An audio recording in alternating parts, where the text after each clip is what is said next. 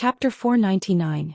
Luqingdi's face suddenly turned black, and the palace servant who wanted to frame Jingwan just now felt his legs go soft.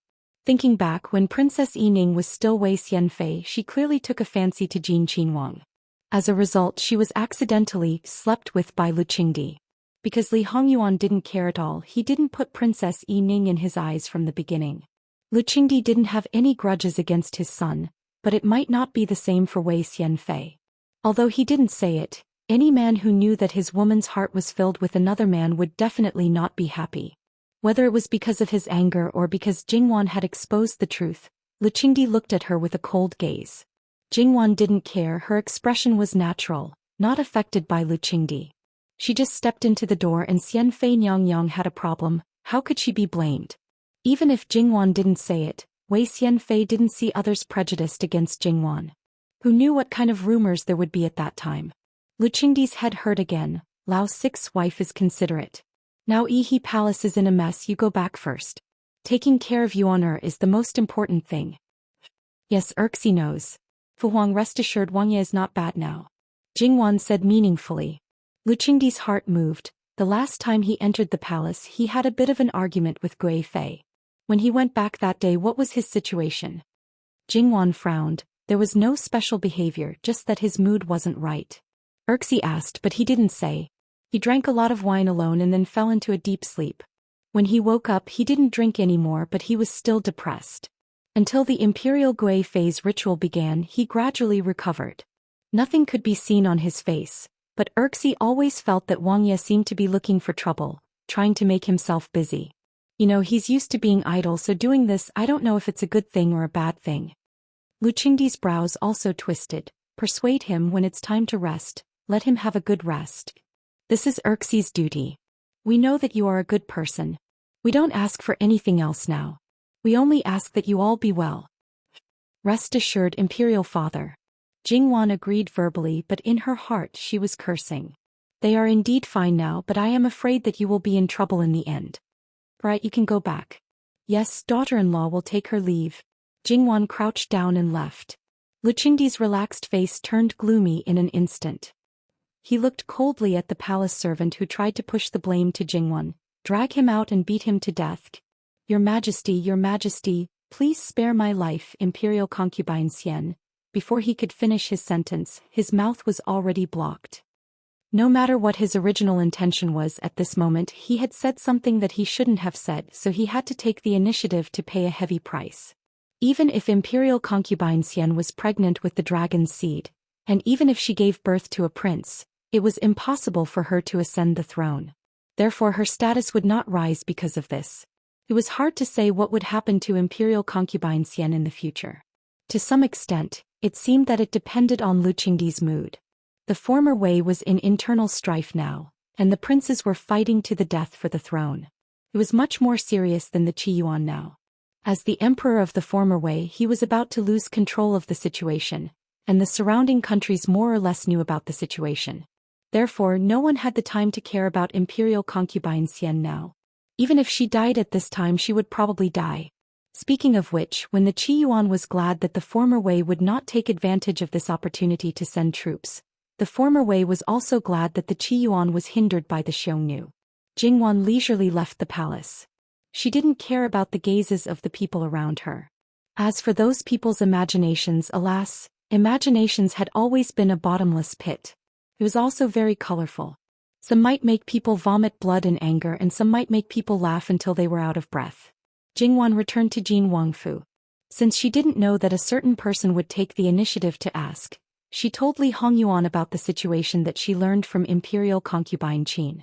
Li Hongyuan just casually responded twice and didn't have any other reaction, as if it had nothing to do with him. Jingwan expressed a little dissatisfaction and reached out to pull his face. That's your birth mother. She used herself as the price for you to come back. Is it really good for you to be like this? Then Wan, what do you want this husband to do? Li Hongyuan held Jingwan's hand. Wan, between me and her, we haven't interacted for even a day. Can be said that I have no feelings for her. You have to know, it's because I knew that she was the one who let me come back that I was able to redeem my regrets. Otherwise, even if I knew that she was still alive, I wouldn't have done anything. All my feelings have been used up on you and I don't have any more to give to others. I think that I have already done what I can do. As for the consequences, it's completely not within my scope of consideration. From time to time she would be covered in sweet words. Other than hugging him tightly, Jingwon really didn't know what to say. There was no need to say anything else. In the future, no matter what it is, I will bear it with you. Jingwon felt that with such a man who treated her wholeheartedly, she would do anything for him. Now she might feel some negative emotions because of the deaths of some innocent people, but if there was a day when she needed to kill for him, then Jingwon felt that she would probably do it without hesitation. Of course. Lee Hongyuan hugged Jingwon, his mind still going online from time to time.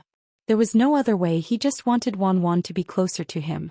However, things still went wrong and it wasn't as smooth as expected. So far, only a small part of the 81 days of ritual had been completed. In the beginning, Lee Hongyuan and the others didn't know, but after receiving a hint from Master Chen, Jingwon once again rushed into the palace in a hurry. When she saw Qin Shufei, she knew that things were indeed a little troublesome.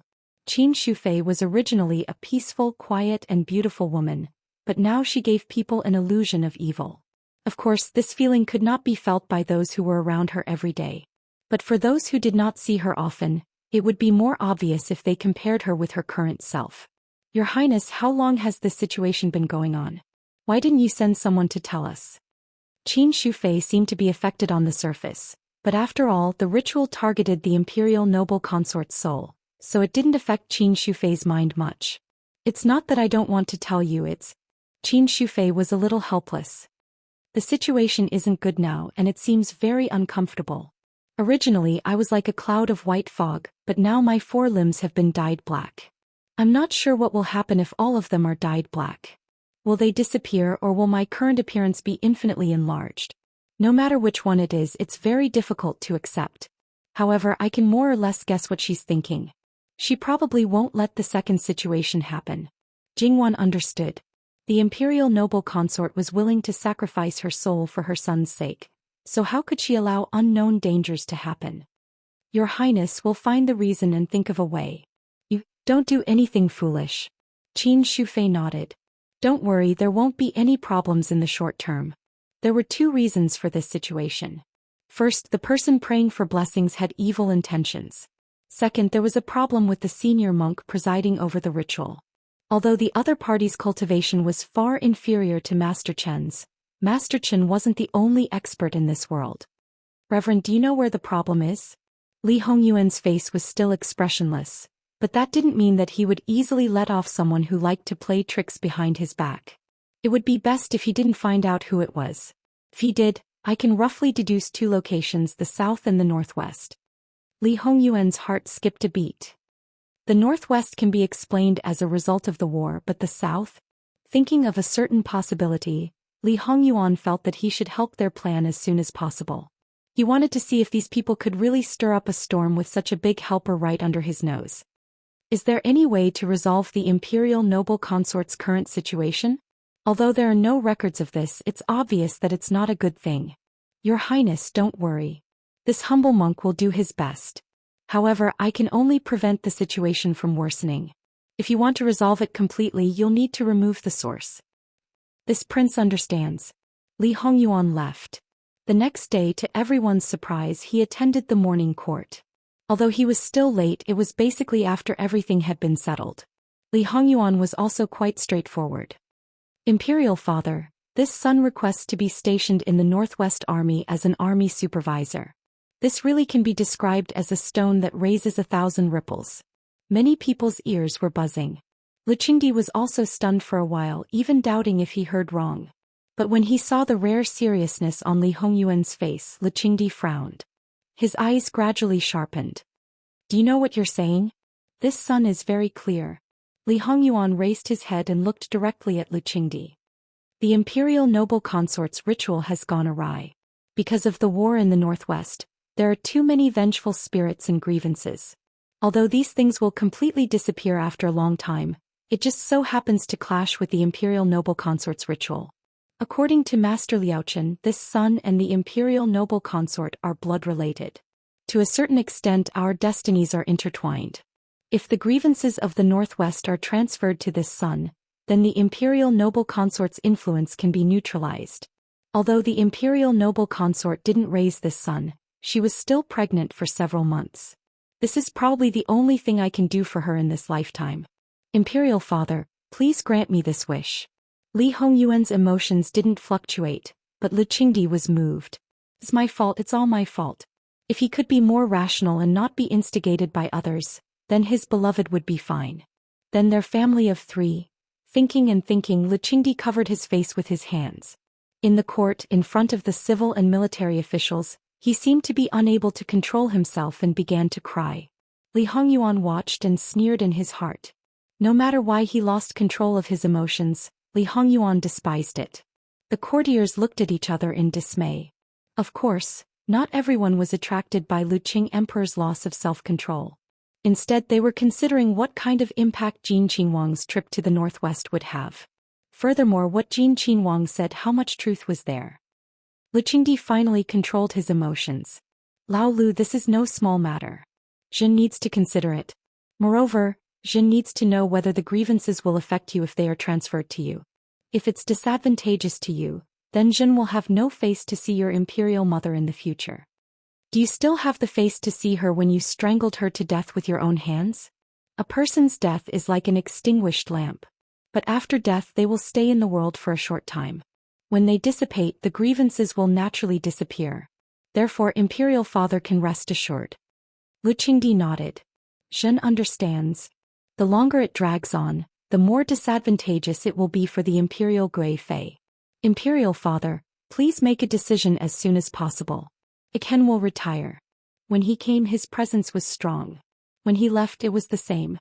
However, he didn't even want to wait for the morning court to end.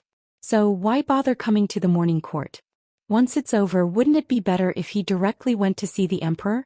Is he here to show off his uniqueness to everyone? What they can think of, Lu Qingdi can naturally think of as well. In his view, it's probably because his son didn't want to meet him in private. Compared to Li Hongyuan and the imperial Gui Fei, who does Lu Qingdi care more about? Needless to say, it's definitely the latter. Moreover, Lu Qingdi wants to see the imperial Gui Fei. Naturally, he doesn't want anything to happen to the imperial Gui Fei. But considering his own plans for Fu Yunting, how can he let his son go to the Northwest so easily? As for whether or not his son will go to the Northwest Army, Lu Qingdi thought about it before, but he didn't care. Because when a prince goes to the battlefield, even if it's to be an army supervisor, he can't go alone. The accompanying personnel can be arranged by him, just like last year when he went to Jiangnan. While Lu Qingdi was lost in his thoughts while looking at the portrait of the imperial Gui Fei, Li Suyen came to see him. In fact, Lu Qingdi liked this son very much. Although nominally Lu Qingdi recognized him as his adopted son, Lu Qingdi would do his best to do whatever he asked him to do.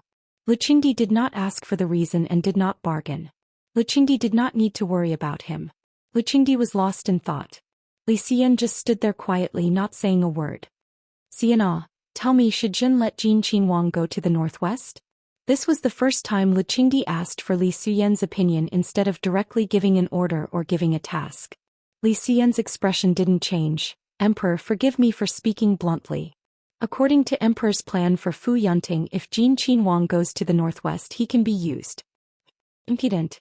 Lu Qingdi was furious. Using his son's safety to deal with Fu Yunting, it was simply.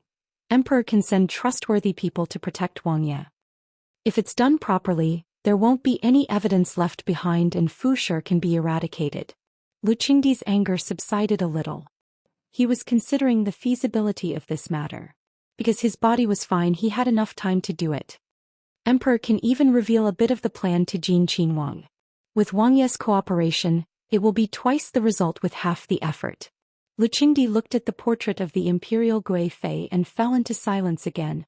So, the Northwest trip was what you were preparing to do before? Since it didn't go according to plan, you simply used the matter of the imperial Gui Fei and openly brought it up yourself? Jingwan stood in front of Li Hongyuan and grabbed Li Hongyuan's arm. He seemed to be surprised and excited.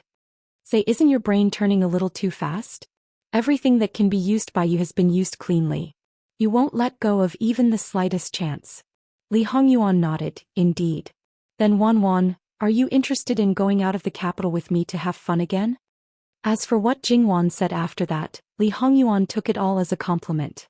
He naturally accepted his wife's compliments with a smile. Jingwan was not surprised by his words. After knowing everything, it would be strange if he left her alone in the capital. But, please, the Northwest is at war. Can you not say such a carefree word like fun? It'll make people angry. They'll think that you don't care about the war at all and that you don't care about the lives of many people. It will only enter your ears. Li Hongyuan pinched her earlobe. It's just that going to the Northwest will not be as carefree as going to Jiangnan. Not to mention other things, just the things that we will bring will only be simple and practical. One may have to suffer. What's there to feel wronged about? How could I feel wronged? Although I haven't suffered a single bit since I came to Qiyuan, it doesn't mean that I can't suffer. At most, I won't be so extravagant. There won't be any suffering. You won't allow it. Jingwan rubbed his chin. Even if it's a war, Wan is quite happy? Yes. Jingwan nodded. Although war itself is not something to be happy about, it is indeed very happy to be able to go to the Northwest and really experience it. Of course, it would be better if there was no war. If there is no war, there will be no excuse to go. In my heart, I still want Wan to go and experience it. Jingwan's expression changed slightly. Let you relive your memories and let me have some memories of knowing each other? Yes, but also no. It's not reliving but rewriting. Alright, let the current me rewrite it. At the very least, I have to cover up the things that cause you pain. As for the things that you think are beautiful, I will be generous and not bother about them. What was there to be jealous of? It was really quite meaningless to talk about it. As long as you don't want to leave me, then it's okay to be calculative. It's because Wan has me in her heart that she will be calculative, right? Li Hongyuan's voice was laced with a hint of laughter. Jingwan looked up at him and pulled his face again. You look quite happy, right? As you can see. Never be calculative with a thick-skinned person, otherwise, you will only be angered to death. But is there a special reason why Yuan insists on going to the Northwest? Is it just to take the opportunity to take me out and have a look? That's one of the reasons. The second reason is that I want to personally kill the Xiongnu virtuous king. Is there a grudge? A big grudge. In my previous life, although more than 200,000 soldiers died innocently, it was the work of the man on the throne. It was also because of the Xiongnu virtuous king. Later on, when I ascended the throne, I fought against him and suffered losses at his hands. Naturally, I want to take the opportunity to get revenge. In this life, if he sat on the throne again, Li Hongyuan did not intend to personally lead the army into battle. Therefore, the virtuous king who personally killed the Xiongnu virtuous king only had this one chance. Jingwan understood. Although the virtuous king of the West Xiongnu virtuous king was quite innocent and had not done anything, as long as his existence was a danger, then he must be eliminated. As for his innocence, that was only because Prince Jin of the Qiyuan took the initiative. Although this matter had not been decided yet, in Jingwan's view, the possibility of Emperor Luqingdi not agreeing was very low. Therefore she began to prepare in advance.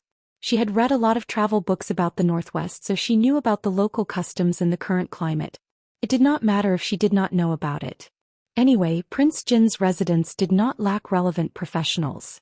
Unlike the trip to Jiangnan, all the luxurious and exquisite things were abandoned. Even the clothes had to be simple so that it was convenient to move around. Moreover, on the battlefield, perhaps she could bring some medicine, especially medicine for wounds. In the end, the number of people who followed her would not be as many as in Jiangnan. Now the only maids serving her were probably Sister He and Nanny Gong. After calculating, it was enough. After all, even a 9th-grade handicapped person could become an elite with some pressure. As they did not know about the trip, the servants were a little confused when they heard Jingwan's orders. However, they only needed to obey their master's orders. Sure enough, within 2 days, Emperor Luqingdi's decree came down. The personnel assigned to Li Hongyuan were not as luxurious as when they went to Jiangnan. They were more simple and the military strength was higher. Jingwan did not hide the things she ordered. Some things still needed to be purchased. Basically, some things could be seen from it. Obviously, this time was different from the last trip to Jiangnan. They did not intend to follow quietly at all and only let people know at the end. Could be said that they made a big fuss. Was Prince Jin going to take Prince Consort Jin? Many people found it inconceivable. Last year in Jiangnan, the Northwest was full of war. Taking women there? What kind of joke was this? Luchingdi soon knew about it, but he didn't say anything. Moreover, even if he tried to stop it, it would be useless. Since his son had already let others know about it, his attitude was already very clear. The father and son wanted to at least maintain their relationship on the surface.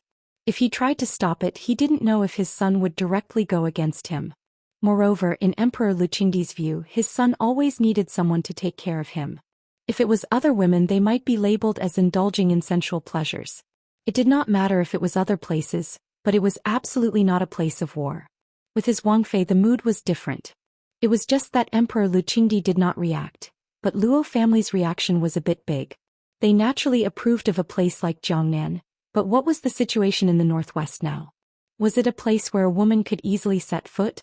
Even Prince Jin could really go to the battlefield, let alone Prince Consort Jin. However, when the two countries were at war, both sides would eliminate a lot of spies, and there might be spies that had already been arranged. If she, a prince consort, appeared, wouldn't it be a living target for these people? So they did not agree, they firmly did not agree. Old Madame Luo and Zhangshi could not sit still and directly went to Prince Jin Fu to see Jingwan. Zhangshi was a typical person made of water. Although she had not been sad for a long time, but at this moment her eyes were like a flood breaking through a dam. Usually old Madame Luo hated Zhangshi the most, but this time she felt that her tears were not useless. Therefore when Jingwan had a headache and comforted Zhangshi, she sat on the side. Zhangshi could not be comforted and Jingwan was too lazy to say anything in the end. She directly looked at old Madame Luo. "Grandmother, this time no matter what, I will go. So I ask grandmother to help me this time. Forgive granddaughter for being unfilial." Old Madame Luo frowned. Jingwan was raised by her and old Madame Luo was very clear about Jingwan's temperament. Some things had already been decided and then even 9 bulls could not pull her back. "Wan, have you really decided?" "Yes, grandmother." "In that case I will not persuade you and I will not ask why you insist on going. But you must send letters back often to let us know that you are safe." In the end, Madame Luo was a reasonable person. She knew that she couldn't persuade her, so she didn't say any harsh words.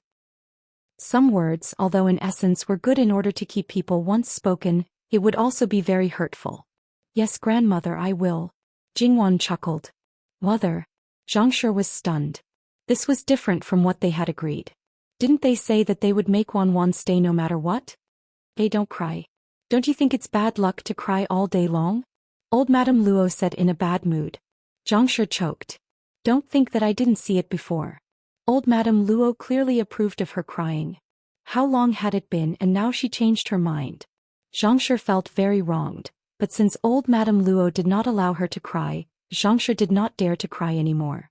However, she cried for too long and too fiercely. For a while she could not stop sobbing.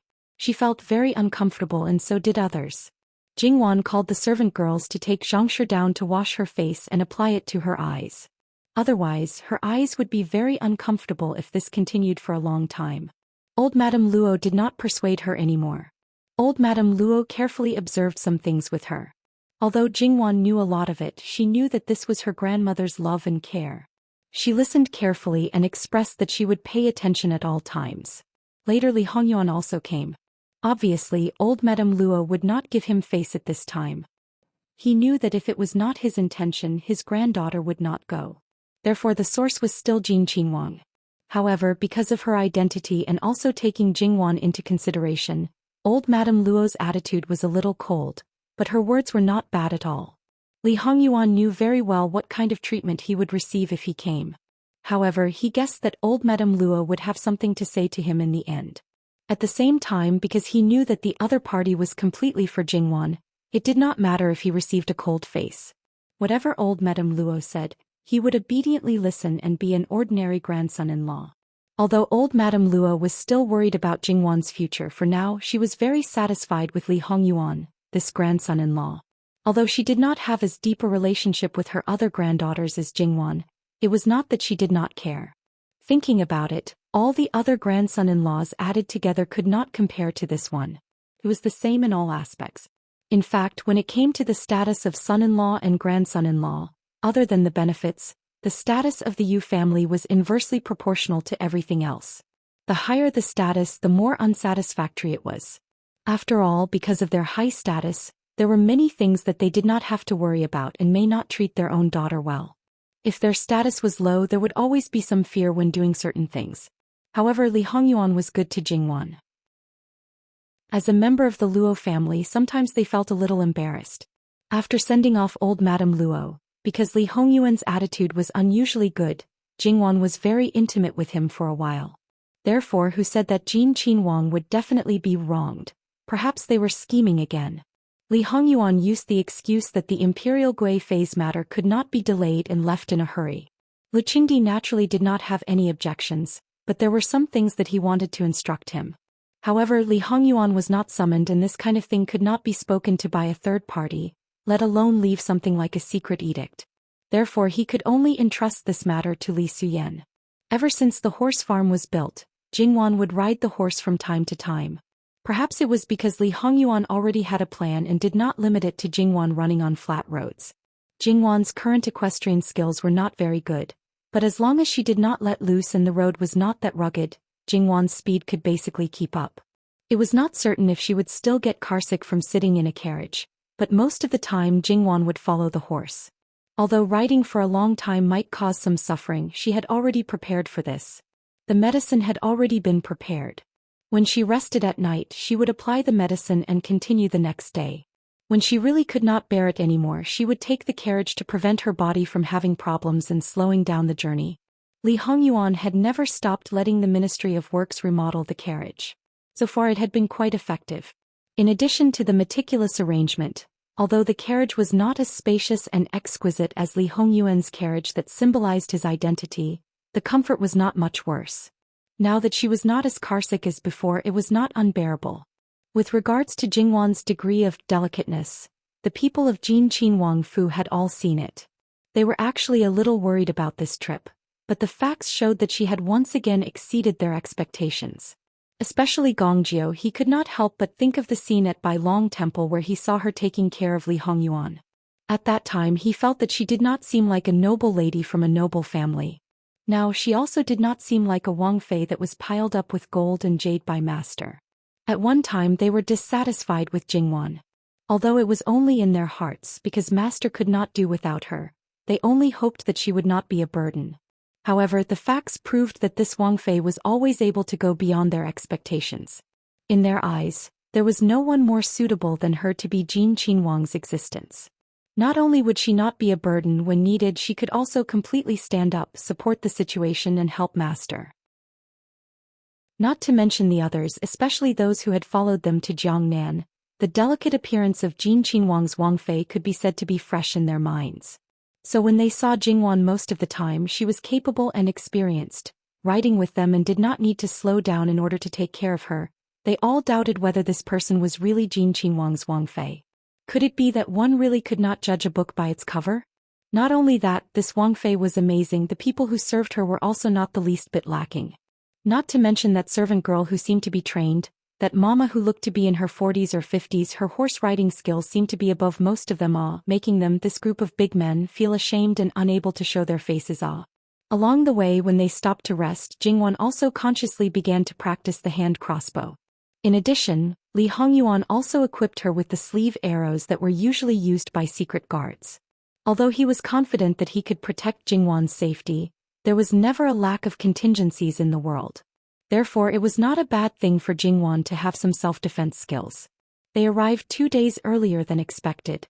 Although they were at Lu Qingdi's place for the imperial noble consort's matter, it was not easy to announce it.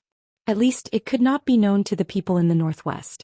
Moreover, Li Hongyuan had the title of inspecting the army, so naturally he was the first to arrive at the front line.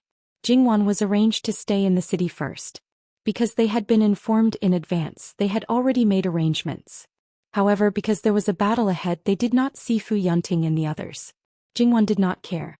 She could not set foot in the camp where the army was stationed, so she safely settled down in the courtyard in the city. She would rest for a while before making plans. Most of the people were left behind. Li Hongyuan only brought a few people and went directly to the army camp to see Fu Yunting. Because the imperial court had sent a prince to supervise the army, and he was the one with the worst reputation, there were many generals. Those who had followed Fu Yunting were only a minority. These people knew Li Hongyuan very well, and the others had also heard of him. Therefore they were very nervous. These people were not afraid of war, they were only afraid of being cheated. However, when they really saw Li Hongyuan, those who knew him were still fine. Those who did not know him were completely stunned by Li Hongyuan's appearance and temperament. Sinister and ruthless, temperamental, drinking human blood, eating human flesh. This kind of person, even if he did not have 3 heads and 6 arms, he should have a sinister face like a yiksha. In the end, he was incomparably handsome, noble and graceful. If one were to say that he was a god from the 9th heaven, there would be people who would believe it. However, this kind of shock could not be maintained for more than a few breaths. Li Hongyuan flung the horsewhip in his hand. His eyes were sharp and cold, clearly telling these people that Jin Qinhuang was not as terrifying as they imagined, but he was definitely not as harmless as the first impression. Fu Yunting led the way to the main tent. Was he looking for trouble the moment he arrived? The people behind Fu Yunting looked at each other in dismay, but did not dare to say anything. Asking Wang Ye to follow this humble one. Fu Yunting's expression did not change as he led the way in front. Yu Zhongqing, Li Siyan and Imperial bodyguard Qian followed. The others were on standby. Opening the tent door, Li Hongyuan directly sat on the main seat. What is the situation now? Fu Yunting discreetly glanced at Li Siyan and Yu Zhongqing. Some thoughts flashed through his mind, then he started to explain on the sand table. Li Hongyuan listened silently from beginning to end, until Fu Yunting finished. Only then did he ask a few questions. It could be said that every word was a gem, every sentence hit the nail on the head. From the beginning of the war until now, Li Hongyuan had given Fu Yunting pointers several times through letters.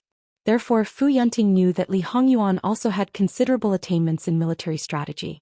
It was just that when they were face to face, that kind of pressure suddenly increased by countless levels. That feeling was like a small soldier facing a decisive war god who had led the army for decades.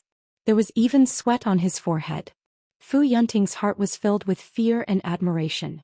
On the surface he appeared to be careful, but he realized that there were many areas where he did not think things through thoroughly. He felt ashamed and focused 120%, memorizing them one by one. Speaking of which, actually, Li Hongyuan's narrow-mindedness acted up again. It was just that it was not good to deal with Fu Yunting openly, so naturally he started from other aspects, to absolutely suppress Fu Yunting. Although under his suppression Fu Yunting might become stronger and stronger, but that was not what Li Hongyuan wanted. After all, in the future Fu Yunting would have to work hard for him. If Fu Yunting was not strong enough, how could he fight for his country? The few of them stayed in the tent for a long time and the people outside were waiting impatiently. Speaking of which, Fu Yunting could be said to have the support of the masses, his prestige was very high and the generals were very convinced. With such a person like him, the generals naturally did not want him to be suppressed or even humiliated because of his status. But after all, the other party was a prince and came under the emperor's orders. They could not do anything, and if they did, it might even bring trouble to him. It could be said that when they were anxiously waiting, he finally came out. Everyone hurriedly saluted. "Greetings, Your Highness." Li Hongyuan was expressionless, but he was well aware of it. Therefore it was reasonable. A general who was respected and loved by the soldiers was a qualified general. Only this way could he lead the soldiers to more victories. Li Hongyuan prepared to leave the military camp, but someone stood up. "This general is unruly. Please show Your Highness the imperial edict. https:///11/11807/128095546." Chapter 500. Li Hongyuan's cold eyes swept over, making people feel chills all over their bodies. Fu Yunting saw that something was wrong and subconsciously stood in front of that general. After he finished, he realized that his reaction was too big, but he could only brace himself. "Wang Ye, please forgive me." Li Hongyuan was expressionless. General Fu is very protective of his subordinates, but Ben Wang is not a scourge or ferocious beast. Could it be that Ben Wang will eat him? Fu Yunting's scalp went numb. The main reason was that the psychological shadow that Jin Qinhuang gave him was too big. It simply became an instinctive reaction. "Wang Ye, please forgive me." Li Hongyuan coldly snorted. "As the commander-in-chief of an army, you are really promising." Fu Yunting's face was slightly hot. Fortunately, it was a few months of eating and sleeping in the open. His skin was already tanned and rough, so it was not very visible. Otherwise, the dignity that he had built up over the past few months would have collapsed at this moment. There was no other way. Facing anyone, he would not be like this. Right now he was just stubbornly holding on. Okay. Li Hongyuan tapped the horsewhip in his hand with his other hand and looked at Fu Yunting meaningfully before leaving. Fu Yunting only felt his scalp go numb. Even a scourge or ferocious beast was not this terrifying. If he could, he really did not want to face Jin Qinhuang. Even if he used other methods to torment him, it was still better than this kind of face-to-face. Imperial Guard Qian stepped forward and took out the imperial edict that he carried with him, directly handing it over. Letting people kneel to receive the imperial edict and whatnot, forget it. General does not need to be so nervous. It is just official business. Wang Ye will not be angry and naturally will not do anything. But even if Wang Ye forgot about this matter, it should be General's matter. If your subordinates speak up, it will inevitably be suspected of overstepping your authority. Wang Ye is a person who follows the rules. This will also make Wang Ye question General's ability to manage the army. The living king of hell was someone who followed the rules. These words were probably only spoken by the people around him. Many thanks for the reminder. As long as it was not Li Hongyuan, Fu Yunting regained his calm. Imperial bodyguard Qian nodded, cupped his hands and left. It was only after Li Hongyuan and his entourage had all left that the people present wiped the non-existent sweat from their foreheads and breathed a sigh of relief. Jin Qinhuang's imposing manner was truly terrifying. General, did Jin Wangye say anything? Under normal circumstances, people like the army supervisor were not very well liked. Under normal circumstances, if the imperial court had enough trust, why would they send an army supervisor? Moreover, there were some supervisors who came down to snatch the credit. I'm fine. Li Hongyuan also laughed. Yes, how could he forget that his wife wouldn't be easily bought over by external things? The reason why she calmly accepted everything he gave was because she first accepted him from the bottom of her heart. The only thing that could bite her was never external things but sincerity. You went to the barracks to take a look. How is the situation?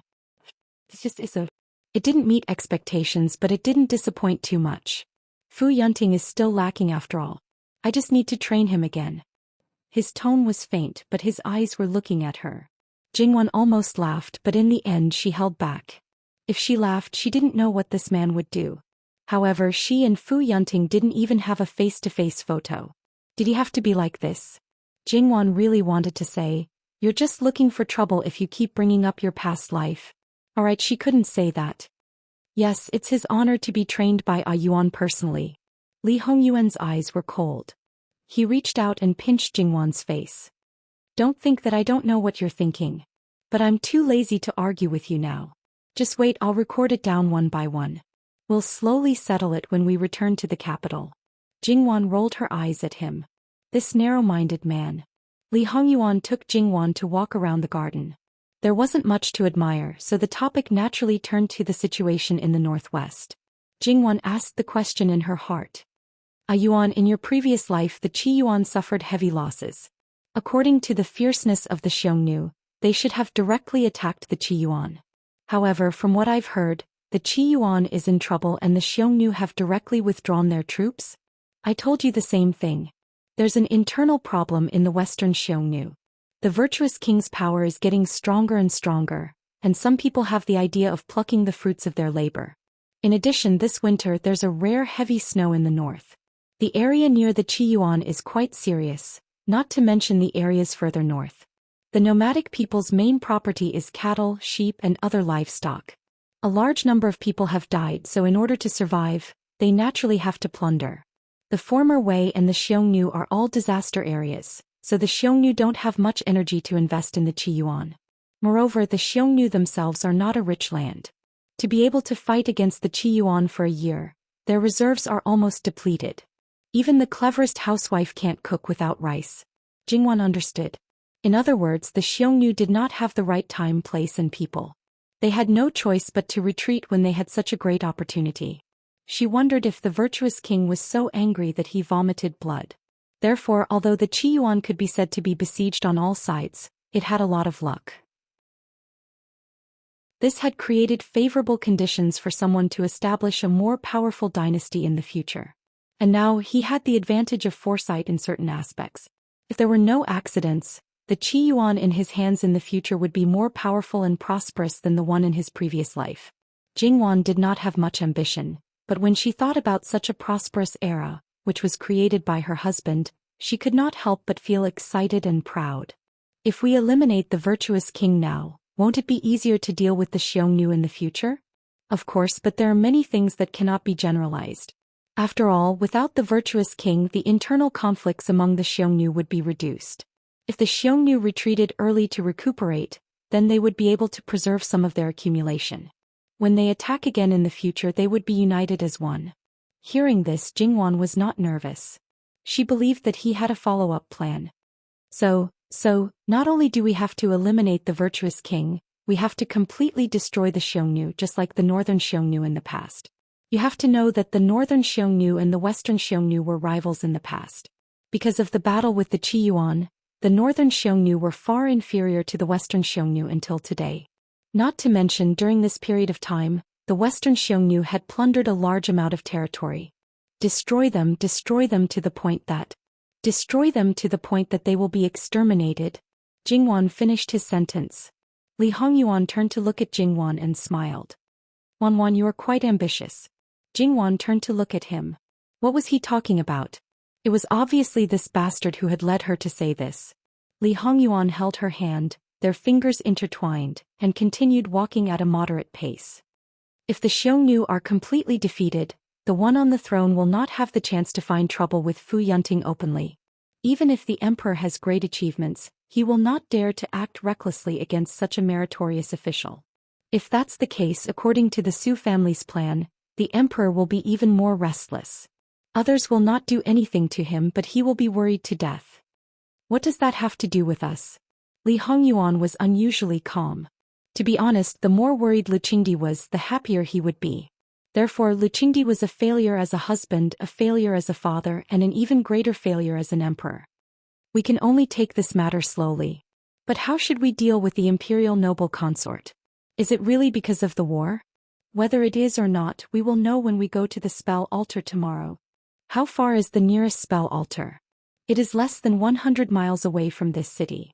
It is the only spell altar in the 5 counties inside and outside Heaven's Gate. There are 80 places with good feng shui. Is the Northwest such a small proportion of the land? It is not strange. Throughout history, after many dynasties, how many have built a capital city in this area? Well, in the past history of Qi Yuan, there was no such thing. Moreover, a capital city was very important to a country. If it was to be built, it really needed to be considered in all aspects. Shall I ask someone to prepare it? No, I will go there. Anyway, it is a secret. If you are here, won't you be able to cover for me better? Jingwan raised her eyebrows. She suspected that he was up to no good. Don't worry. I will go there early tomorrow morning. I will be back tomorrow. Jingwan really had nothing to worry about. There you go. I will also take the opportunity to understand the situation in the city and see if there is anything I can help with. She could not only help. Li Hongyuan thought of his previous life. Because of his situation at that time, he did not know what Jingwan did. But later on, he learned that Fu Yunting could hold on for more than a year under the situation of internal and external troubles. How much credit did Jingwan have for Jingwan? It was the same her. Although she appeared here in a different way, he believed that what she would do in the future would be the same. Moreover, now that her status was different, her words would be carried out more vigorously in the beginning. In this way, the princess consort would definitely do better than the general's wife.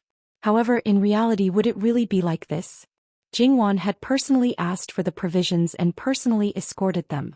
She had already gained support with her own abilities. In addition, Fu Yunting had gained the respect of the soldiers and citizens of the Northwest. Whatever Jingwan wanted to do, many people would unconditionally believe her. How could her words not be carried out? On the contrary, the current princess consort in these people's impression was that she did not know pain and suffering. She only knew how to enjoy life and did not know anything. She was a noble lady who needed people to serve her. 9 out of 10 of her words would be doubted. So, the princess consort was the general's wife? Let's not talk about the end. In the beginning it was definitely impossible. How could Li Hongyuan not know this? Wrong, it was because he knew it very clearly. So he was being petty. Jingwan didn't know what he was thinking.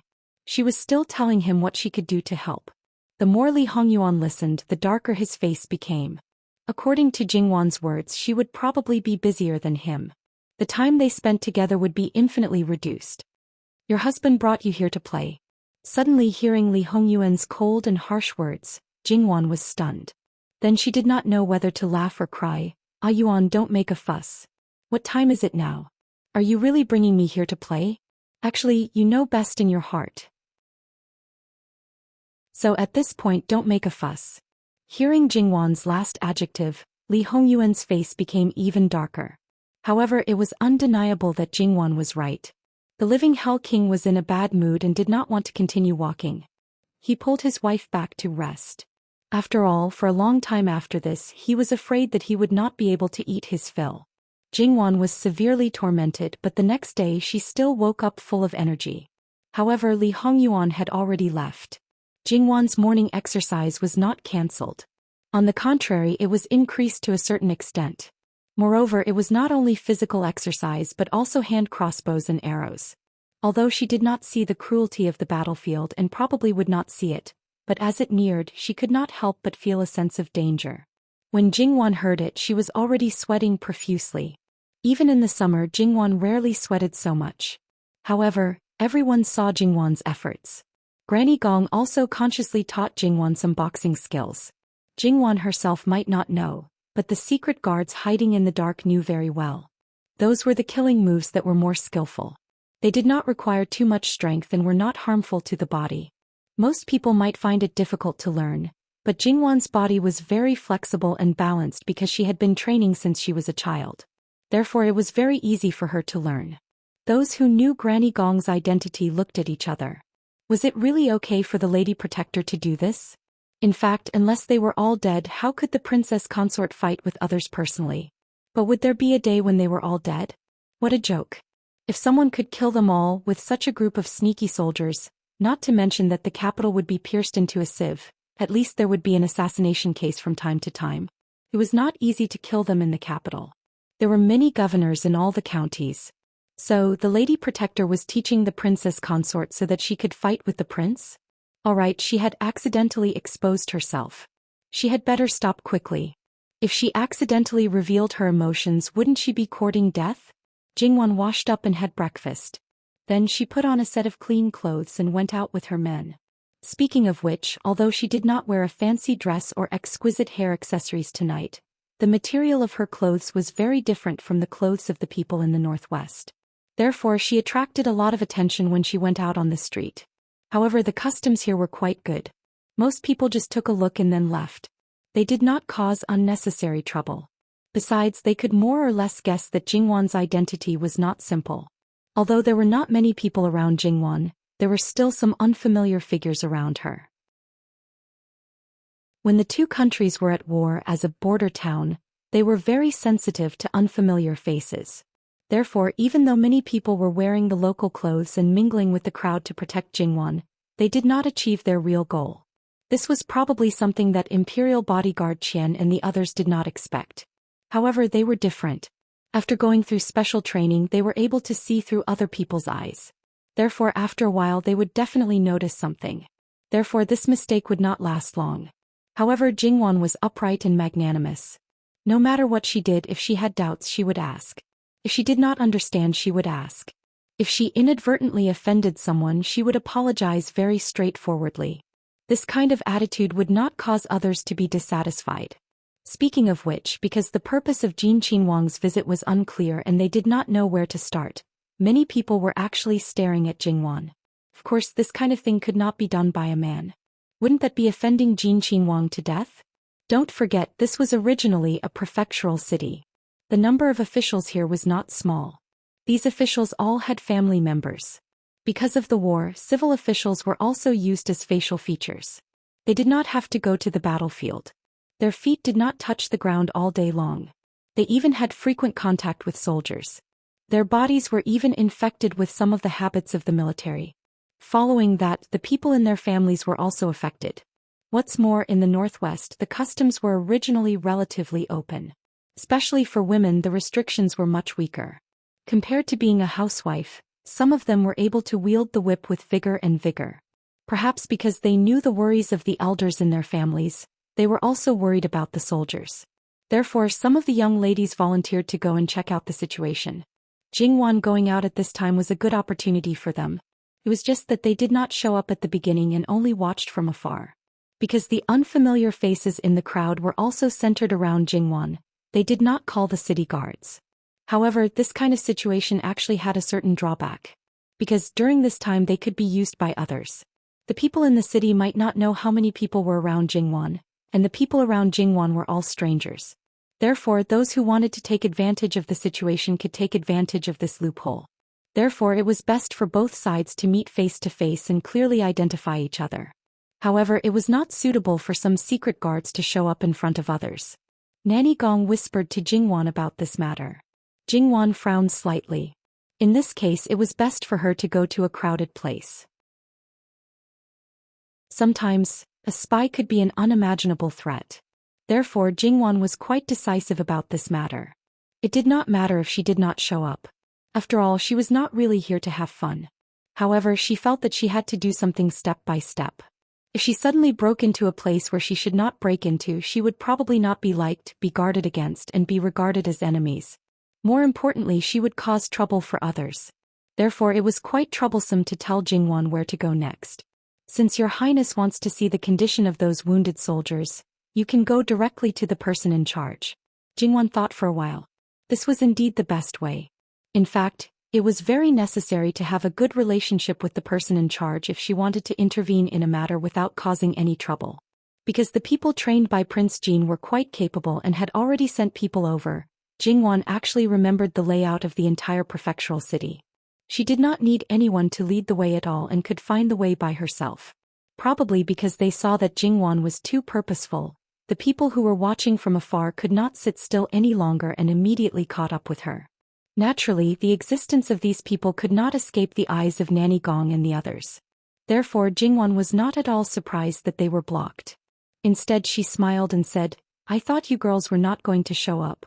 The moment she spoke, the other party was a little embarrassed. "Your Highness, have you noticed us long ago? You girls are traveling together. In this city, it should be quite obvious. Coupled with the attitude of the people around you, you have been following me for a long time. If you still can't find out, not to mention other things, the guards who followed me will be punished when they return." In the end, they were still young girls.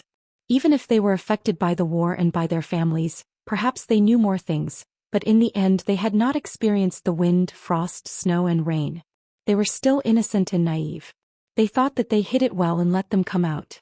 Their families did not have any hope at all. Perhaps it was more to express a kind of attitude. It turned out that they had been discovered long ago. Then why were they still sneaking around? They should have come out earlier. "Your Highness, where do you plan to go? We can lead the way. Don't you already know? Are you sure you want to lead the way for me?" Jingwan asked with a faint smile. The place where the wounded soldiers were placed was obviously not a good place. There could be death at any time, and it was always filled with the smell of blood and medicine. It would definitely be very unpleasant when mixed together. Moreover, there were endless painful groans. In short, there was only grief and despair. Everyone would feel depressed.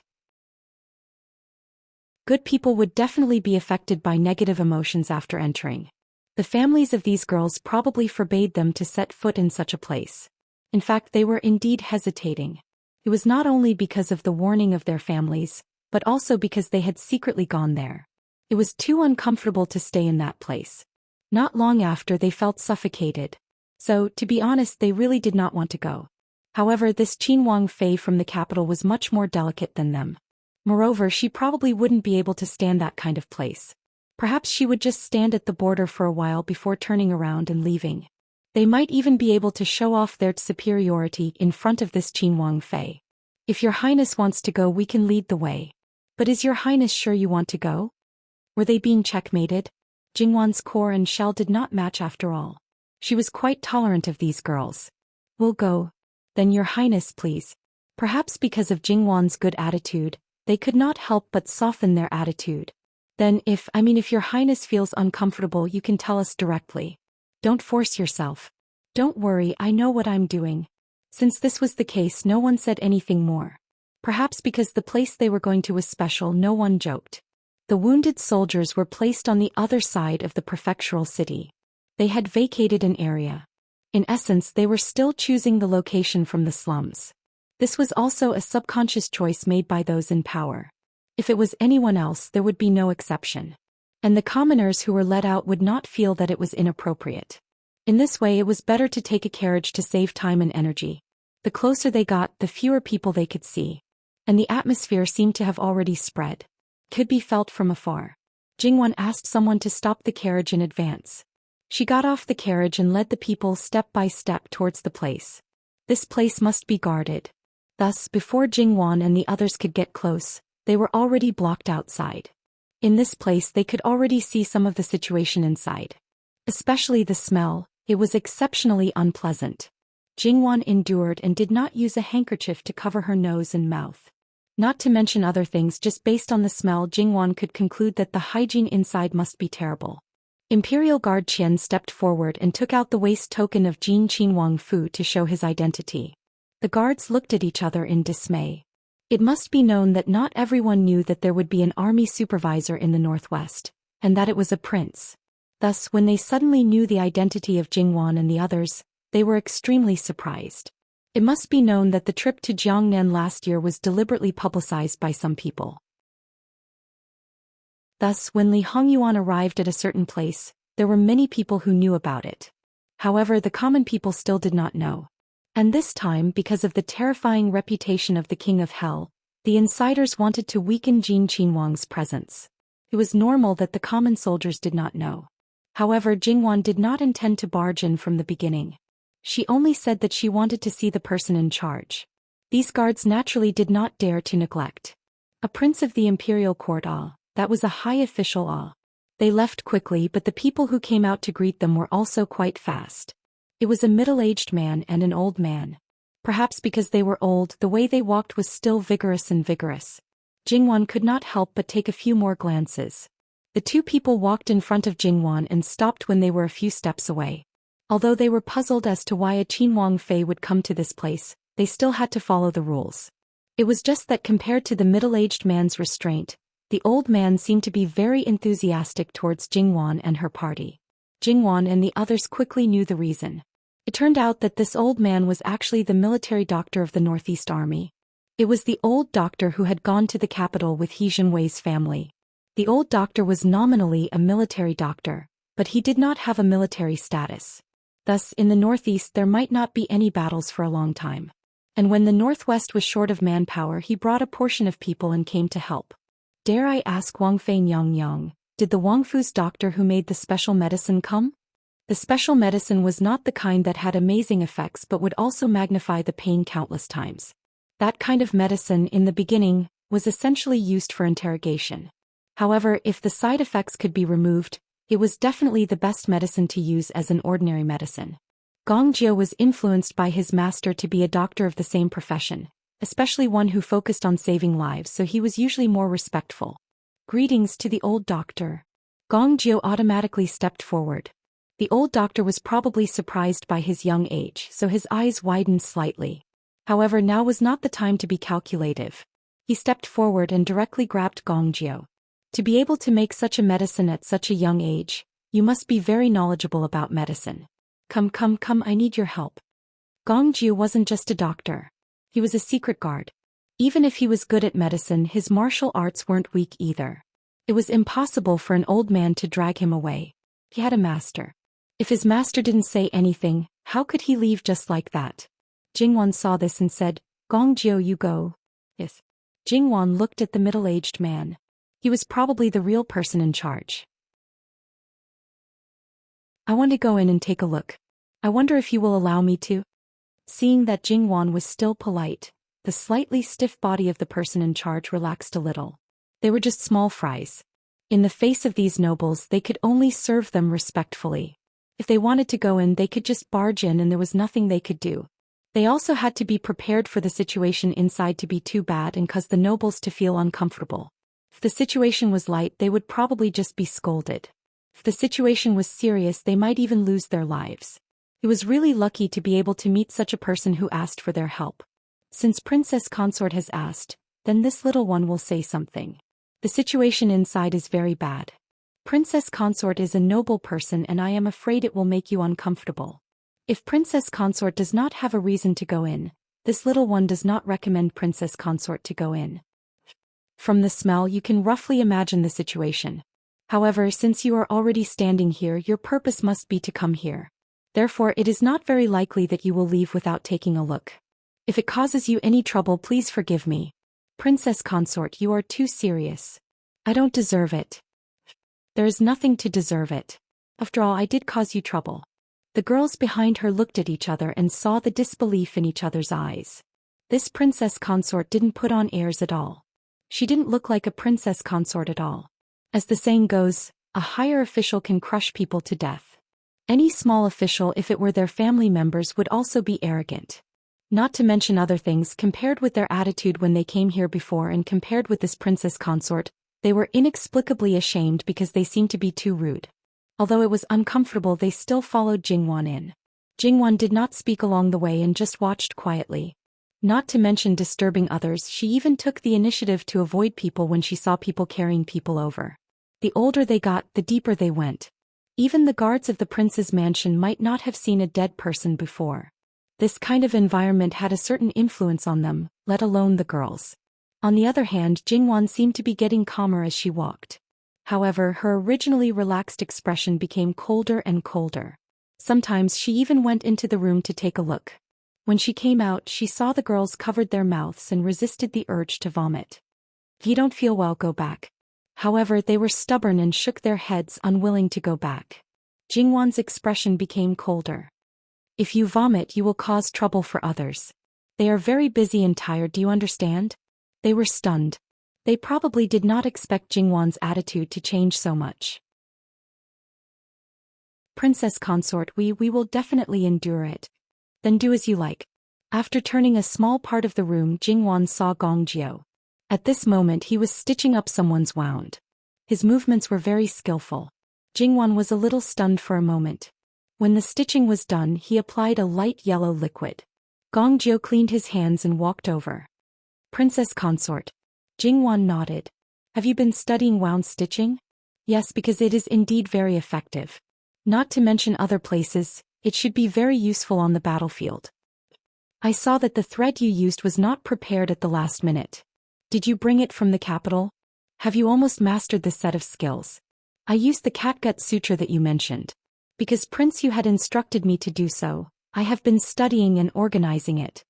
Jingwan felt that in her husband's previous life, she should have brought up the topic of wound stitching, but she did not know if it was accepted. If it was accepted, then it would definitely be popularized. Her husband had personally led the army for many years, so it was impossible for him not to know about it. Then he should have prepared for it long ago. From the time he was conferred the title of prince, he should have made preparations in this regard. However, Gongjio first learned about it from her. So, it was still not popularized. "I thought that it would not be accepted. To sew a wound as if it was a piece of cloth, it must be absurd and ridiculous to those who did not know." "Why do you say so, Princess Consort? Compared to losing one's life, sewing a wound is really not worth mentioning.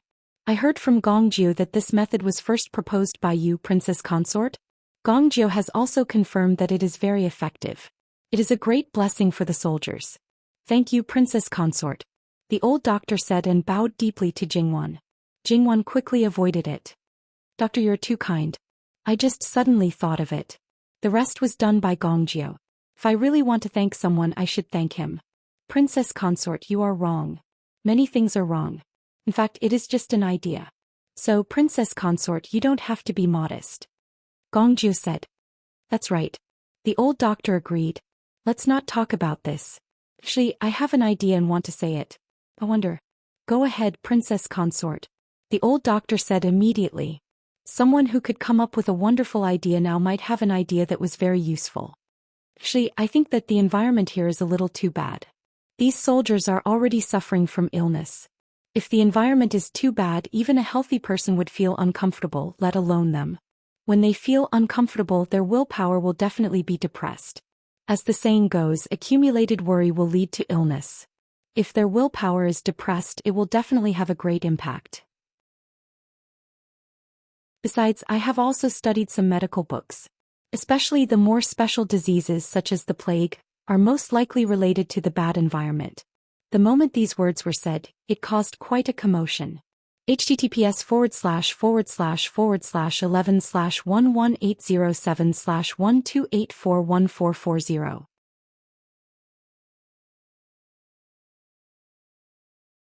Chapter 501. Don't be nervous. Let me finish. There was no other way. These people wouldn't understand even if she told them about germs. Jingwan could only make up some nonsense. Of course, even if it was nonsense, it had to be within a reasonable range. It had to be enough to convince people and not just speak without thinking. As everyone knows, cleaning up the battlefield after a war and burying the bodies of the soldiers is not only to bury the loyal soldiers, but also to burn the enemy soldiers. The purpose is the same. Also, whether it's an earthquake or a flood, it has to be dealt with after a natural disaster. If it's not dealt with, people might get infected. If they get infected, they might pass the disease to others. It's clear that not only the dead carry the pathogen. Similarly, a clean place is not only more comfortable, it's also less easy to get sick. So, whether it's for the sake of the soldiers or the people taking care of them, a clean place is very necessary. The reason was actually very simple. It's just that people didn't notice it. Once it was pointed out, it wasn't that hard to accept. Especially as a doctor, he should have a deeper experience in this aspect. So, after Jingwan finished speaking, many people fell into deep thought. Princess's words are reasonable. It's just that we have limited manpower. It's a little better if there's no war. Once there's a war, one person can't wait to be split into several people. Why don't we ask the commoners for help? Not to mention other things, just provide daily food. I believe that many people will be willing. More than one person smiled bitterly. The old doctor opened his mouth and said, "Princess, you don't know. The food that is distributed to us is only a small portion of the food given to the soldiers who are neither injured nor sick. For people like us, because we don't have a military status, we don't even get any food. We have to take care of our own food. After all, we have to make sure that the other soldiers are full and have enough strength to fight. It's not that we haven't thought of asking the commoners for help, but we don't have enough strength." The food shortage is to this extent? Jingwan frowned. From what she knew, it shouldn't be like this. It doesn't matter if there's enough food or not. It's the usual practice. If there's not enough food, perhaps not even a ration will be given. After all, these people are already... Jingwan naturally understood what he was trying to say. Anger appeared on her face. How dare you? They fought with their lives in order to protect the people and defend the territory. Since they were injured, they should be taken better care of. Wouldn't such a method be chilling? Who would still fight with all their might? Jingwan knew that many disabled soldiers did not receive any compensation when they returned home. They were seen as burdens by their families and led miserable lives. No one remembered their contributions and sacrifices. At the same time, they also knew that this would be the end result. Therefore, they had some misgivings on the battlefield. They would either protect themselves or simply die. If one was injured and did not receive proper care, a light injury could turn into a serious injury. A serious injury was basically equivalent to a disability. That was why the casualty rate on the battlefield was so high. Everyone understood this principle and some people were willing to do something. However, they could not do it rashly because it would be taboo to the people in power. As for those in power, there were many things they had to consider. Even if they were to do something, they might not necessarily be able to do it. The most typical example was when an emperor rewarded a commoner with a golden bowl for something. When it reached the bottom, the first layer would be replaced with silver, the second layer would be replaced with porcelain, and in the end it might become a rough bowl. Even if it was a rough bowl, it might not reach the hands of the person who was originally rewarded. Jingwan closed her eyes and suppressed the anger in her heart. Go and gather the people. If there's no food, pay the wages. It's fine if we don't encounter it. I'm too far away to help. But since we've encountered it, we should do our best. Jingwan looked at the soldiers who were living in the houses or groaning in pain under the casually built sheds outside. They're doing it for the Qiyuan and for the people. We can't ignore them. Princess is merciful. Merciful? Jingwan laughed mockingly. He was not merciful at all. She supported her husband to start a war in the future, expand the territory and strengthen the Qiyuan. Instead of saying that she was merciful, it was better to say that she was buying people's hearts. If she was said to be buying people's hearts, she could accept it very frankly. After that, Jingwan said a few more points. Every place must be cleaned. The water must be completely boiled every day. The people who took care of the injured must also clean themselves. Not only the environment but also the bodies of the injured must be kept clean. The closer the place was to the wound, the more careful it was. She did not want to rack her brains to explain the specific details. As the saying goes, every profession has its own specialization. I'll just say a few words about these aspects. In the past, you probably didn't pay attention to the details. Once you pay attention to them, I believe that you will definitely be able to do better. There is only one goal, and that is to give them the best care. Don't abandon them and don't give up. Jingwan only used the last 6 words from her previous life. However, at this moment it was undoubtedly touching. Not only were the people who were standing silent, many of the people who were lying on the ground were crying silently. They were clearly very seriously injured, but they did not shed a single tear. It was not that no one had told them to live well, but at that time they were numb and in despair. The people who took care of them had seen too many times and were also numb to it. Many things were done hastily and were done with. Now there were people who cared about them. There were also people who believed that they would not be abandoned and abandoned. Whether they could do it or not, at least at this moment, their hearts were warm and their blood was hot. There were people who were willing to lend a hand here.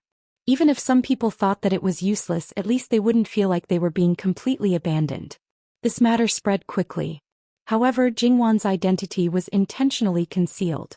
Because her husband was a prince, there was still the emperor above him. If Jingwan did this openly, she would definitely be suspected.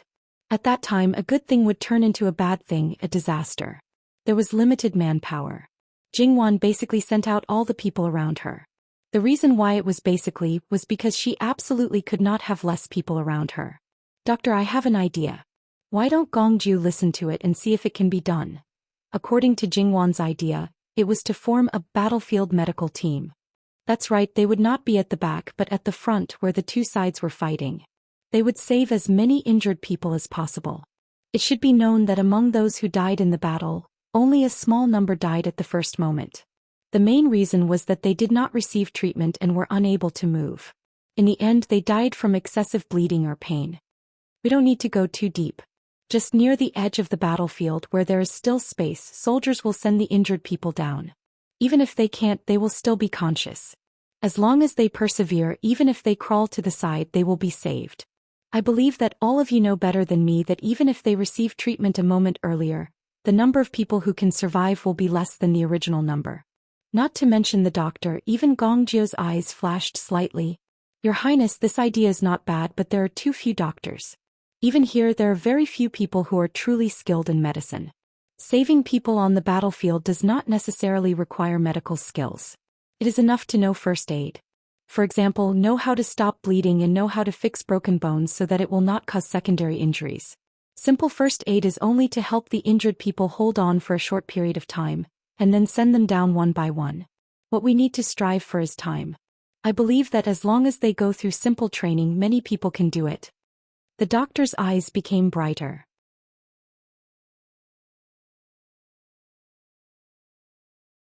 Because some things could not be said openly, she could only let them do as they wished and remember their kindness in her heart. However, the old doctor had been with the Northeast Army for many years, so his knowledge was indeed extraordinary. The few girls looked at each other. If they wanted to take over this matter, it was indeed impossible for them to do it alone. They would definitely need the help of their family members. Young people always had some impulsiveness and enthusiasm, so they all bid farewell to Jingwan. If the dignified prince could do it, they could naturally do it too. Didn't they always want to do their part for the war? There were even girls who clamored to go to the battlefield. Naturally, they were not allowed to do so. Now that there was someone to lead them, they finally found the right direction. Naturally, they were very excited. After sending the few girls away, Jingwan asked someone to prepare a brush and ink. He began to write and draw. After all, there were many things that she only had a little clue about. Because there were too many things, she might forget another point when she thought of one point. Thus she might as well write down one point by one and then refine it one by one. Perhaps she would give it to others and let them see if it was feasible. If it was feasible, she would add to it and improve it. If it was not suitable, Jingwan would not force it. Time passed in such a hurry. More than 2 hours later. Your Highness, this place is not very good after all. If you stay here for too long, I'm worried that it will affect your health. Why don't you go back first? There are many things that you can slowly think about when you go back. It's the same. Jingwan thought for a while and finally nodded. If there was really a problem, the people around her would not be able to bear the consequences. That's fine too. Jingwan asked someone to inform the old doctor and the others. Then she got up and went back. Once he focused his mind, he would forget everything around him. When Li Hongyuan came back, he saw that Jingwan had almost buried herself in a pile of papers. She was still there writing at a fast speed. After Li Hongyuan came back, he had heard about his wife's actions from his subordinates. So he had already expected that she would be restless. However, who was Li Hongyuan? Naturally, he could see the benefits that these things could bring. However, in his previous life, after Fu Yunting was rehabilitated, Jingwan's actions were also dug out. But why was there no such thing? Li Hongyuan thought for a while and quickly understood the crux of the matter. Li Hongyuan picked up the papers that were scattered on the floor one by one. He shook it a little and looked at it again. Overall, it was very scattered. Some of the things were just concepts and were very rough. Some of the things were very detailed. However, Li Hongyuan could easily pick out the things that were not suitable. It was obvious that this was not her specialty. Many of the things were only vaguely known. She did not understand the actual situation in Qiyuan. Hence it was a little messy. However, with so many things, it was obvious that Jingwan had put in a lot of effort. Of course, Li Hongyuan also noticed that there were a lot of words that were written too quickly. He did not know if it was because she wrote too quickly or something else. After thinking for a while, he realized that it was true. The frequency of the words appearing should not be so high. So, it should be the words from Wan's previous life. Because of this, Li Hongyuan became more and more curious about Jingwan's past. However, curiosity was just curiosity. He had no chance to see it. Jingwan put down her pen and shook her wrist. She raised her hand and rubbed the back of her neck. When she looked up and saw Li Hongyuan, a smile appeared on her face. Yuan, you're back? How long have you been back? Why didn't you call me? Li Hongyuan placed the papers in his hand on the table and turned to stand behind Jingwan. He reached out and gently massaged her neck and shoulder. Seeing that you were so serious, I couldn't bear to disturb you. But why did you have to push yourself so hard? Everything can't be done overnight. It's about time. You need to rest. Otherwise, you don't have to do these things anymore. Jingwan tilted her head and leaned towards Li Hongyuan. Didn't I accidentally fall into a trance? At the beginning, there were a lot of things that I couldn't sort out clearly, so it seemed a little chaotic. Once things were sorted out, there was nothing for me to do. Of course. If things were sorted out and you still had to do it personally, then there wouldn't be many people left in Qiyuan. It's almost the end. Hey, how can you say that? This is the empire of the Li royal family. Li Hongyuan didn't take it to heart. No dynasty lasts forever. Prosperity and decline, ups and downs. What's there to be concerned about? You're right, but it's not time for Qiyuan to be divided yet. Moreover, I'll have a share of it in the future. So don't talk nonsense. Li Hongyuan's finger brushed across her cheek and he chuckled. It's not even in your mouth yet.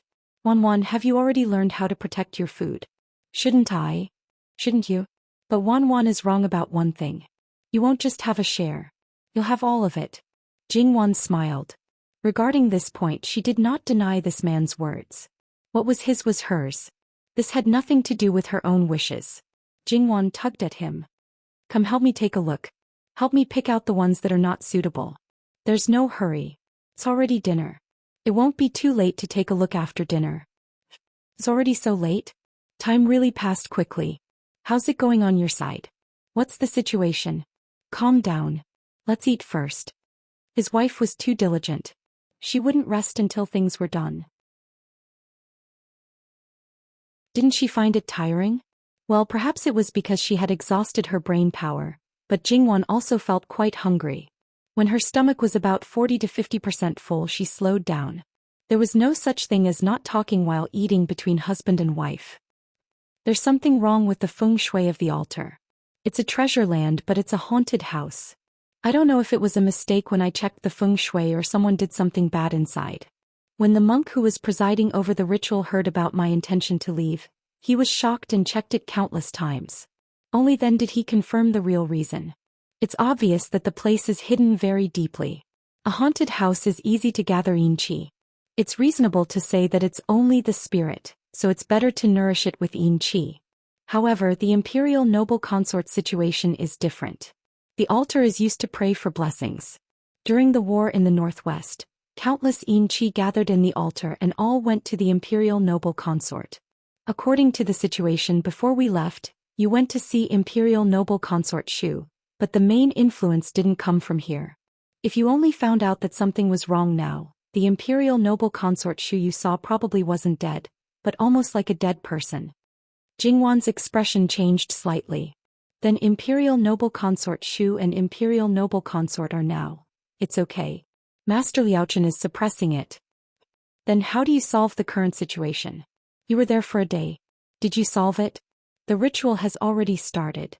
The altar can't be destroyed and rebuilt. So the only way is to change the feng shui. There's nothing else for us to do. It's good. Then what about the situation in the south? How do you solve it? You don't have to worry about Wan. It'll be solved soon. He had a basic idea of the situation in the south. Since that was the case, Jingwan was relieved. She threw the question aside and didn't ask anymore. She began to talk about the things she had prepared. Li Hongyuan was a little helpless. But his wife was so diligent. Wouldn't he be able to slack off in the future? Thinking about it, it seemed to be a good idea. Jingwan still didn't know that her shameless husband was thinking of her as free labor. She talked about some of her plans and ideas. Because it was too divergent, it didn't seem to be limited to the current situation. Unknowingly, some of her ideas had already flown out of the sky. Li Hongyuan listened quietly. Occasionally he would open his mouth to pull Jingwan's thoughts away. No matter what Jingwan said, he would point out the pros and cons of it and the possibility of implementation if he could understand it. If he didn't understand, he would ask for more details and then give his opinion. After a few times, Jingwan slowly came back to her senses. The way she looked at Li Hongyuan was a little strange. She seemed to have said a little too much just now. She seemed to have said a lot of words from her previous life, but this man seemed to be able to understand it without any pressure. Not only that, no matter what she said, he seemed to be able to give effective suggestions. Even if it was just a concept, he could expand it countless times more thoroughly according to his own understanding. He was simply an all-rounder. Even if he was the emperor, didn't he only need to control the overall situation? You're so good. How can those court officials be fooled? How can they slack off? You'll make those people ashamed, you know? What's wrong? https://11/11/11807/12863832.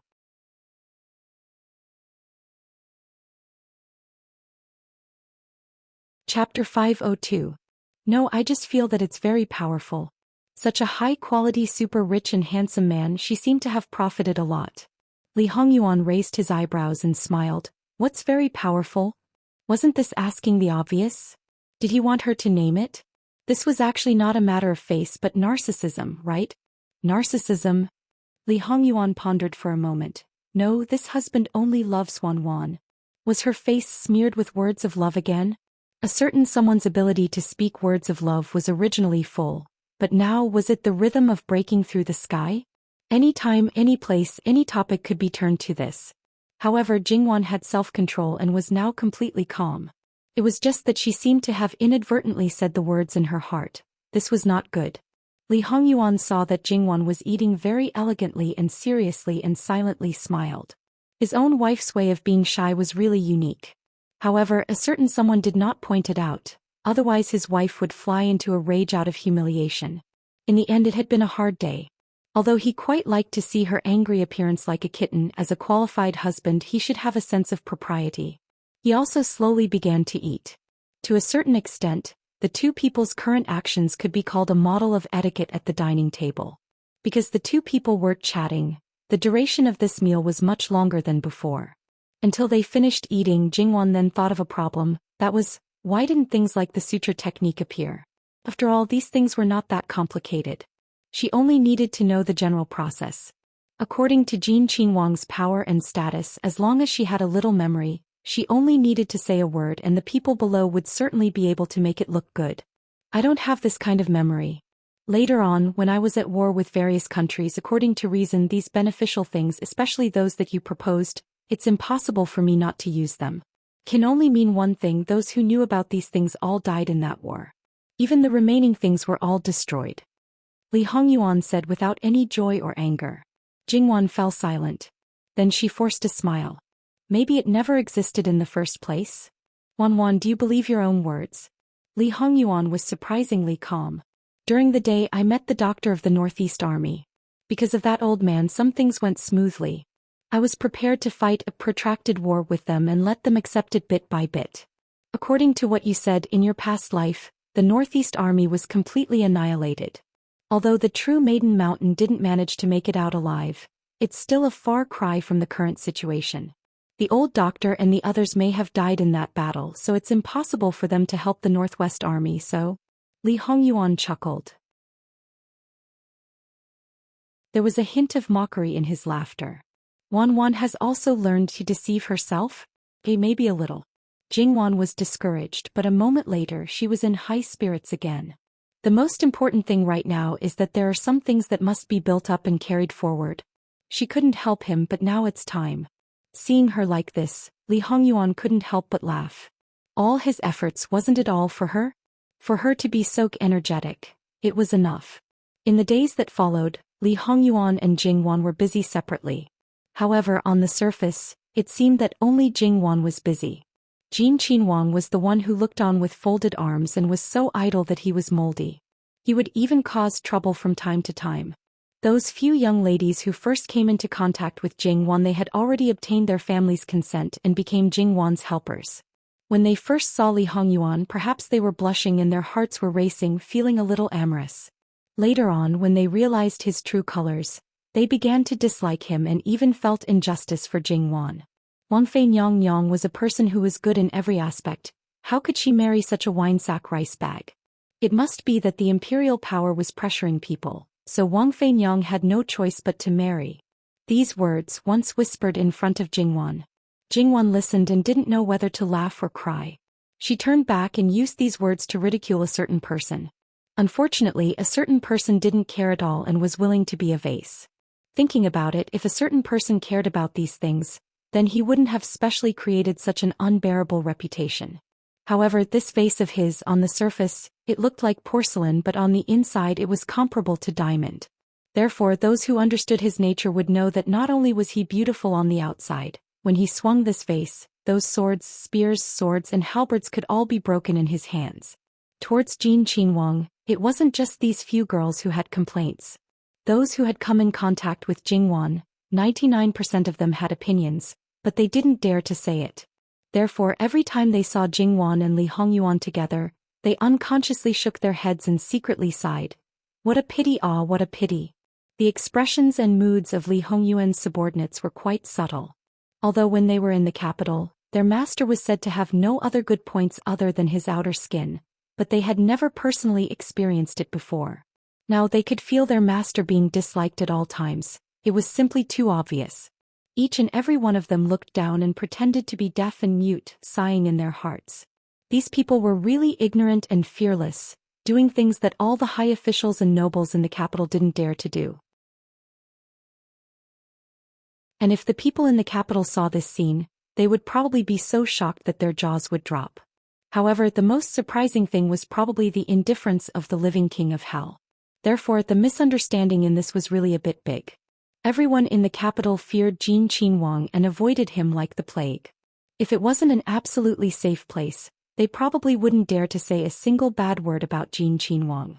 Naturally, there was no way to know that the living king of hell didn't care about these at all. However, normal people wouldn't care about saying bad things in front of people who were incomparably fearful. Therefore, even if they knew, they still wouldn't dare. Moreover, the living king of hell didn't take these ordinary people seriously. For those with status, he might still be quite giving face. Just like the immortals and Buddhas, they always disdained to pay attention to ants. But for those who were on the same level or lower as themselves, if they offended them, they would still be quite interested in teaching the other party how to be a new person. In Li Hongyuan's case, although his status was on the same level as him, his strength wasn't on the same level. His biggest interest was probably to arm wrestle with the person above him. Jingwan's tolerance towards Li Hongyuan was getting higher and higher. Even if he occasionally caused trouble at most, she would drive him away and continue with what she was doing. However, for those generals in the army, even if Fu Yunting said that Jin Qinhuang was fine, they were still worried and would pay attention to Jin Qinhuang's situation from time to time. When they received the situation, their expressions were also strange and abnormal. After that, they still silently put the matter to one side. After all, what Jin Qinhuang Fei was doing now seemed to be beneficial to them. Those wounded soldiers were once their subordinates. If they said that they didn't feel the least bit heartache, that would be a lie. Even if they couldn't fight together in the future, to be able to receive good care was still gratifying. However, this kind of thinking finally changed when the first batch of wounded soldiers returned in good condition. It must be known that, in their consensus, those who were sent to the rear, if not dying, were to be sent home. Those who could continue to fight on the battlefield with minor injuries were basically dealt with by themselves. But now some of them came back alive and kicking. How could it not be surprising? Apart from being surprised, they naturally wanted to see it with their own eyes. After all, they had only heard about it before, and those things that they heard basically made them confused. At this time, it had been almost a month since Jingwan and the others arrived in the northwest. During this period, there were several large and small battles. There were still people dying in the wounded barracks every day, but compared to the beginning, there was no more death and despair pressing down on their heads. They even took care of each other, encouraged each other, and wanted to live on together. And the biggest change was the surrounding environment. Although the houses were still relatively old, there was no sense of dilapidation. Moreover, it was clean and tidy, and there was no unpleasant smell. Is this really the place where the wounded were placed? The generals' hearts were filled with disbelief. Wasn't this change a little too big? The great general and the other generals have come. Their group of people were all wearing armor and were not too conspicuous. Naturally, they were noticed at the first moment. It was not that the generals had never set foot in this place, but it was just that the number of times they had been here was very little. This was because if they saw it too much, they would always feel sad and affect their mood. If they did not adjust in time, it was very likely that it would affect the next battle.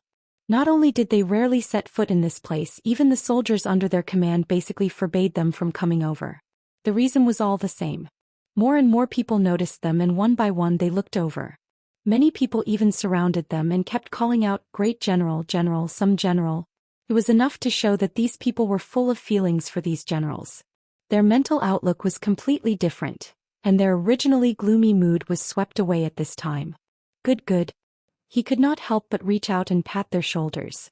This way, even if they were crippled, they still saw hope. Great general. A young man walked forward with his head held high. On the surface, Quan looked fine. Fu Yunting's pupils shrank fiercely. "Xiaohu, you're still alive." As soon as the words left his mouth, he realized that he had said something wrong. It was because he was too shocked. Know that Xiaohu was originally Fu Yunting's personal guard. He was a small team leader and had enough military merits. When he was about to be promoted because he was protecting another soldier, his stomach was directly cut open, and his intestines were already exposed. In such a situation, there was no possibility of survival. But now he was standing perfectly fine. Xiaohu could understand his superior's mood very well. He himself couldn't believe that he could survive, so he smiled carelessly. "General, this subordinate is lucky. My stomach was sewn up by Dr. Gong, and there are no abnormalities so far. If you ask me, I can go back to the war. Everyone else is fine, but the Princess Consort is the one who can't get over it. She said that if I don't recover well, it might relapse or even split open. Now that the Princess Consort is the boss here, we can do whatever she says. If we dare to disobey, we might be surrounded and beaten up by others, so we can only stay here for the time being and help with something. But General, wait for this subordinate. At most 10 days I can definitely go back." Xiao, who was sent here after the first battle after Jingwan and the others came. Fu Yunting's eyes flashed slightly and he patted his shoulder. "Okay, when you come back we will all fight side by side." The most amazing thing was that his stomach could be sewn open again. These generals even wanted to lift his clothes regardless of where they were. Xiao Hu hurriedly stopped him. It was fine if they were in the barracks. Everyone was a man, but not here. Other than the sisters-in-law from the common people, there were also some unmarried young ladies. How could they casually lift their clothes? After Xiao Hu said this, these people embarrassedly stopped. They also knew about this situation, but they forgot for a moment. The wound on his stomach could not be seen, but there was no problem with his forearm. The wound on his stomach was fatal, but there were 7 or 8 wounds on his body. When his sleeve was rolled up, the palm-wide scar looked like a ferocious centipede. However, these generals did not feel that it was ugly or anything but magical. That's right, magical. They did not feel that it was unacceptable at all. In fact, as long as they could keep their lives, this was nothing. The wound on my stomach is similar to this. Xiao Hu chuckled and patted his stomach. Dr. Gong said that the wounds on my arms and legs are relatively easy to heal. For places like my stomach, especially when it was directly cut, it depends on luck to heal. Can be seen that my life is absolutely tough. Your luck is indeed good. I know about Dr. Gong that you mentioned. He is the person who treated the Empress and the others. His medical skills are absolutely first class. Fu Yunting said with a smile. So powerful? Xiao Hu was obviously shocked and a little proud. The Empress, the person who served the Empress, served him. Fu Yunting did not know whether to laugh or cry. Good for you. Let me ask you, are the Prince and Princess Consort always here? The Prince is not here every day, but the Princess Consort is almost always here. He did not care about the former but was full of respect for the latter. Because the difference was too obvious, it was hard for people to ignore it. That is the Imperial Court's prince. Xiao Hu, you cannot be disrespectful. Fu Yunting nervously warned. How terrifying was the King of Hell. The average person absolutely could not bear it. Xiao Hu also felt that something was wrong. But everyone is the same. Although they did not say it directly, everyone's mood was very obvious. That prince was also not that bad. The young generals who came from the capital looked at each other and muttered. This vicious beast that specializes in eating people has become a vegetarian. No matter how they thought about it, it felt strange. Shut up. Fu Yunting softly reprimanded. If these words were to reach the King of Hell's ears, even if it was really a vegetarian, it could still continue to eat people. They quickly shut their mouths tightly. No matter what, he is a prince. You all have to be respectful. Fu Yunting thought about it and was still a little uneasy. He lowered his voice a little. Prince Jin is known as the King of Hell in the capital. When other princes see him, they have to take a detour. It is said that there is only a wrong name, there is no wrong nickname, do you understand? The vicious beast was temporarily not human, but it did not mean that it had really become a vegetarian. This time Xiao Hu was not lightly frightened. Would they settle accounts after the autumn? It's okay, Prince Jin does not bear grudges. If he really wanted to, he would have done it on the spot and would not leave it for the future. The only time he left it for the future to settle accounts was when someone thoroughly annoyed him and wanted to seize his title, throwing him into the dust. A certain young general comforted. The corner of Fu Yunting's mouth twitched. He did not want to speak. It was reported on the spot, that was a small matter. Alright, don't say so much. Where is Prince and Wang Fei now? Take us to see them. Fu Yunting stopped him. No matter what, it was not good to talk about people behind their backs. When Fu Yunting and the others arrived, Li Hongyuan naturally received the news at the first moment. When they saw Prince Jin, everyone thought no wonder. Under an old locust tree, there was a square table with fruit plates, snacks, tea and even an incense burner. On the reclining chair next to it, Prince Jin was leisurely half-reclining with a book in his hand. If it was placed in another place, perhaps it would be pleasing to the eye and no one would be able to hate him. However, at this moment the people around him were busy. His leisure, wasn't it abnormally hateful? Looking at him, they felt their hands itch and wanted to ruthlessly beat him up. Regarding Li Hongyuan's behavior, Jingwan was also very helpless. She felt that he was doing it on purpose. It was not enough that he disliked others for being dissatisfied with him, he still wanted to ruthlessly provoke them. No matter how she looked at it, it felt like he was childish and willful like a child. Jingwan felt that if it was because he wanted to stick to her, he only needed to say a word and she did not have to come here. He did not say anything and she could not help but want to come and take a look. Then he would follow and do things that would attract hatred. Jingwan scolded him. He was still very self-confident. The more others were dissatisfied with him, the more they would think that this Wang Fei was not good. Jingwan was very speechless. She really did not know what he was thinking. Didn't the average person want the two of them to have the same reputation, to make people feel that they were a good match? How could he do the opposite? You have been worshipped as a bodhisattva and I have become that demon king. Isn't it more clear that nothing can be a barrier between us? Jingwan expressed that she really could not keep up with this person's thoughts. His brain circuit was probably different. There was nothing to say, just let him be. She had a pile of serious matters. Who had the time to wrangle with him? Fu Yunting paused for a moment but still led the others forward. Greetings to your highness. Li Hongyuan did not even lift his eyelids. He leisurely flipped a page of the book, casually picked up the teacup and took a sip. Scram to the side, you are blocking the light. His tone was exceptionally disdainful. It was really incomparably annoying. What else could they do? Of course they obediently retreated. Jingwan turned back to take a look. Because she was not done with the matters at hand, she only nodded. The others were basically busy with their own matters. These generals had come over and it was not the first or second time. They were still doing what they did in the past. For some reason Fu Yunting's gaze fell on Jingwan. For a moment he seemed to feel that this scene was familiar and so he accidentally became distracted. As Jingwan's ex-husband, at this moment he was actually staring at Jingwan in a daze. Moreover, he was also noticed by the King of Hell at the first moment. This was simply... Fu Yunting only felt that a black shadow suddenly appeared in front of his eyes. Before he could see clearly, his body flew backwards. Even if there were people behind him who were cushioning him, he did not fly out, but he still fell to the ground with several people. His internal organs seemed to have been dislocated and he felt a burning pain as he breathed. This was far from over. A hand suddenly clasped his neck and lifted him up. Fu Yunting instinctively struggled, wanting to pry open the hand that was clasping him. However, it was like an iron arm, difficult to move. This sudden change really caught people off guard.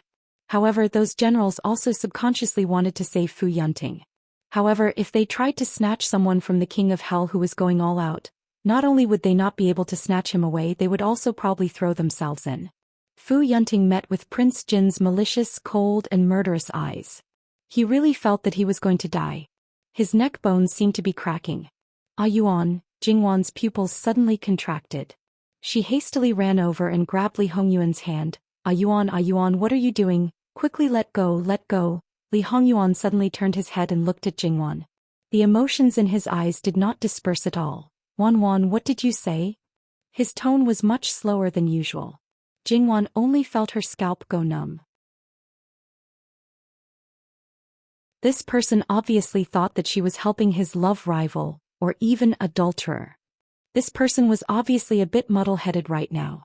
If she really let him think like this, then it was simply adding fuel to the fire. He despised Fu Yunting for not dying fast enough. The current Fu Yunting in the entire Northwest Army was very important. He had not suffered any injuries on the battlefield, but now he inexplicably died in the hands of his own country's prince. When the time comes, Li Hongyuan would really be condemned by thousands of people. This was not comparable to his previous bad reputation. This was still secondary. The most important thing was that when the two armies confronted each other, the death of Qi Yuan's commander-in-chief was bound to cause chaos. How could the great sage prince of Xiongnu miss such an opportunity? He would inevitably launch a large-scale attack and the consequences would be unimaginable. Ah Yuan, it's not like that, really, you have to believe me. You first let go of this person, let go, okay? You let go first, we'll talk slowly. Ah Yuan, I beg you. Meeting Jingwan's pleading eyes, the emotions in Li Hongyuan's eyes finally faded a little and he loosened his grip. How could Fu Yunting still stand? Fortunately, he was supported by several generals in a flurry of hands and feet. Usually they were afraid of the King of Hell, but at this time each and every one of them looked at Li Hongyuan with hatred. Their eyes were full of anger and they clenched their fists tightly to restrain their anger. Otherwise, they were afraid that they would offend their superiors and unceremoniously swing their fists. Even just now, after witnessing Prince Jin's valiance, they were not afraid at all. Gongjiu, quickly take a look at this person. Jingwan blocked Li Hongyuan. What are you guys still standing there for? Help this person and take him further away. After dealing with that side, Jingwan hurriedly pacified Li Hongyuan. Regarding the gratitude and resentment between Li Hongyuan and Fu Yunting, no one else knew about it, so they were all confused. Even Li Hongyuan's trusted aides were baffled by Li Hongyuan's constant targeting of Fu Yunting. Although they knew that their own husband was actually unreasonable, but just now Fu Yunting must have done something that touched his nerves and made him suddenly flip out. Jingwan dismissed the people around her and pressed Li Hongyuan to let him sit down. She stood alone in front of him and softly pacified him. At this time she was really throwing out sweet words and honeyed phrases as if they didn't cost money. She didn't even notice that in this aspect she was also full of skill points. It was just that she would only use it under special circumstances. In fact, Li Hongyuan also didn't completely lose his rationality. Otherwise, before Jingwan stopped him, he had enough time to kill Fu Yunting. That violent mood didn't dissipate so easily, but his rationality came back. Jingwan held his face and was a little impatient. How did he provoke you to make you so angry? This prince really should have killed him from the beginning. Li Hongyuan's eyes were still full of hostility, almost condensing into a solid form. Jingwan really didn't know what to say. To be honest, she and Fu Yunting didn't have any interactions, but this man's taboo towards her was much, much deeper than Sun Yilin and Qin Jingmin. And Jingwan herself couldn't resolve this matter. If she were to do it, it might become more troublesome. How dare he stare at you in a daze? If he's not courting death, then what is? Li Hongyuan's killing intent at this moment was unprecedentedly strong. Maybe he just happened to be distracted, or maybe he was looking at someone else. It's just that the direction we were looking at just happened to coincide. I don't know him, so how could he stare at me in a daze? In any case, he was born in the Marquis's household, so he should have some manners. So you're saying that it's this prince's fault? He kept calling her this prince, which was enough to show that his anger hadn't subsided at all. How could it be your fault? Of course not. In order to appease a certain someone, Jingwan was quite unprincipled. It's just that it might have caused a misunderstanding. Moreover, you know that Fu Yunting can't die now. If he dies, not only will it lead to the fall of the Northwest, but it will also make His Majesty happy. Wouldn't it be a waste of your efforts? Yuan, even if you don't care, I don't want you to carry unnecessary karmic debts.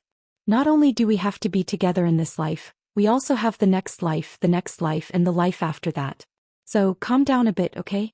Li Hongyuan sneered, but he was indeed slowly controlling himself.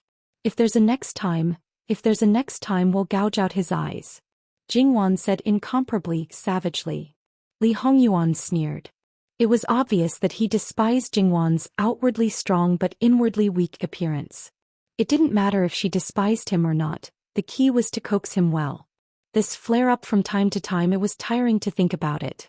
However, he was her lover and she had been promised to him for generations to come. She had to stay by his side until death, so she had to endure it. On the other side, Fu Yunting's situation wasn't very good. Although his internal organs weren't dislocated, his internal organs were indeed bleeding. In addition, several of his ribs were broken, and the worst was naturally his neck. It was likely that he wouldn't be able to speak for a short period of time. However, Fu Yunting was able to maintain his consciousness. This time he had experienced the feeling of walking through the gates of hell. Although it wasn't the first time that he felt a murderous intent from Jin Qinhuang, he used to think that Jin Qinhuang wouldn't really kill him. However, after just now, he didn't dare to be sure.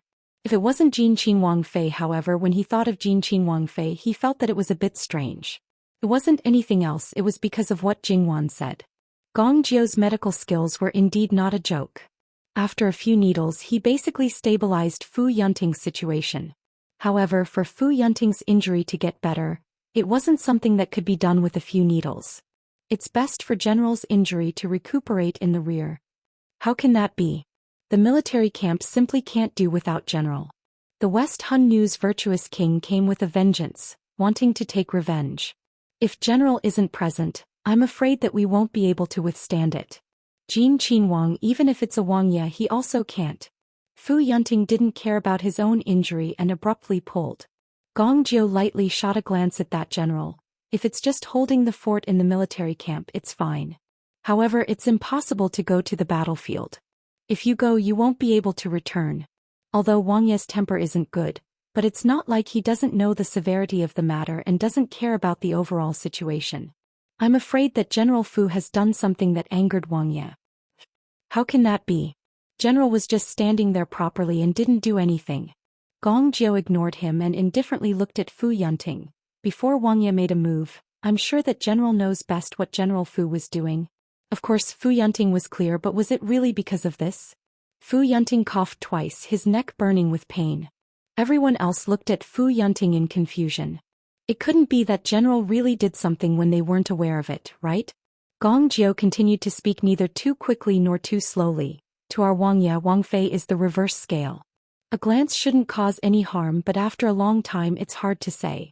No matter what General Fu's reason is, General Fu should pay more attention next time. The other people's faces were inexplicably strange. It can't be right?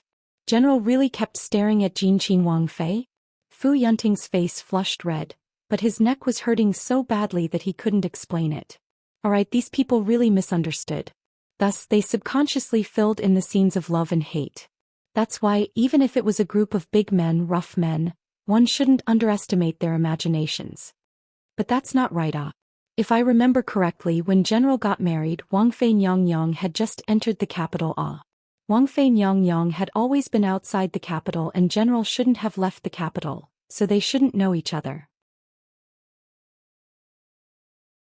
Could it be that General has wronged sister-in-law and later took a fancy to Wang Fei Nyang, and until now he's still? Fu Yunting couldn't bear it anymore and suddenly stood up, slapping that young general on the head. With this movement, the pain in his chest was almost fatal. However, he still had to say it clearly. Shut up. Fu Yunting endured the pain, his voice was very hoarse. Just now, I was just thinking about other things and was absent-minded. Don't spoil Wang Fei Nyang's reputation. The real reason couldn't be explained, so in the end he was still in the wrong. If that's the case, Jinqin Wang is too unreasonable.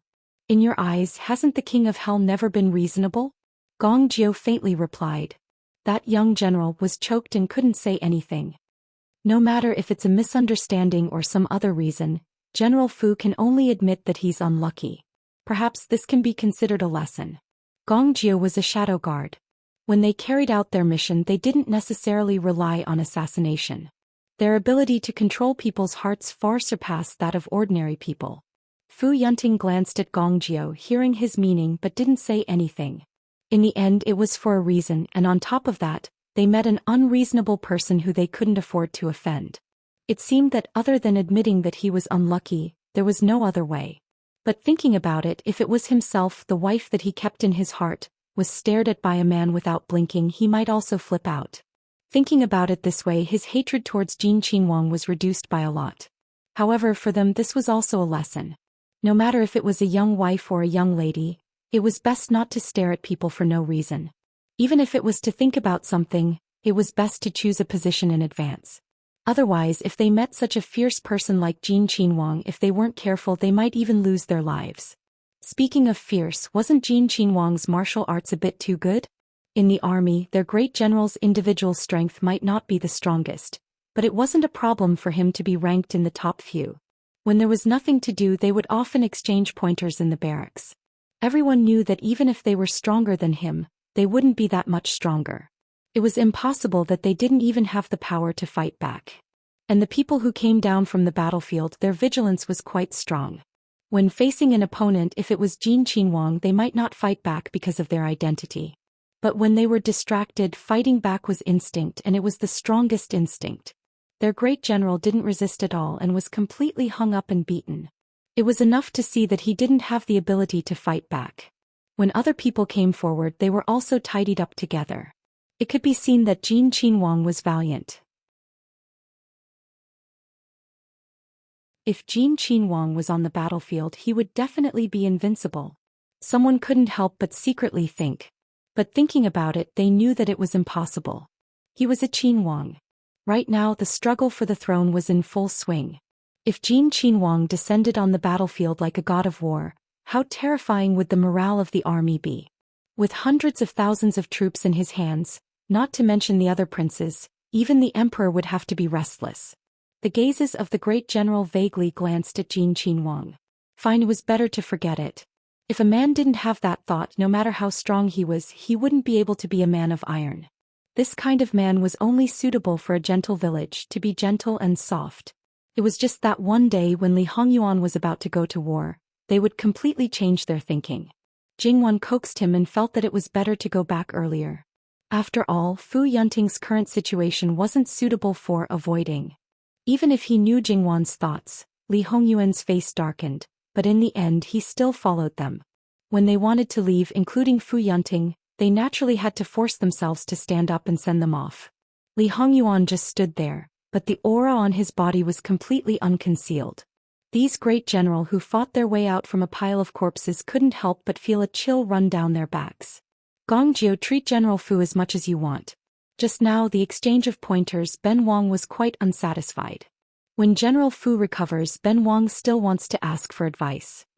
Gongjiu responded. Fu Yunting was complaining incessantly in his heart.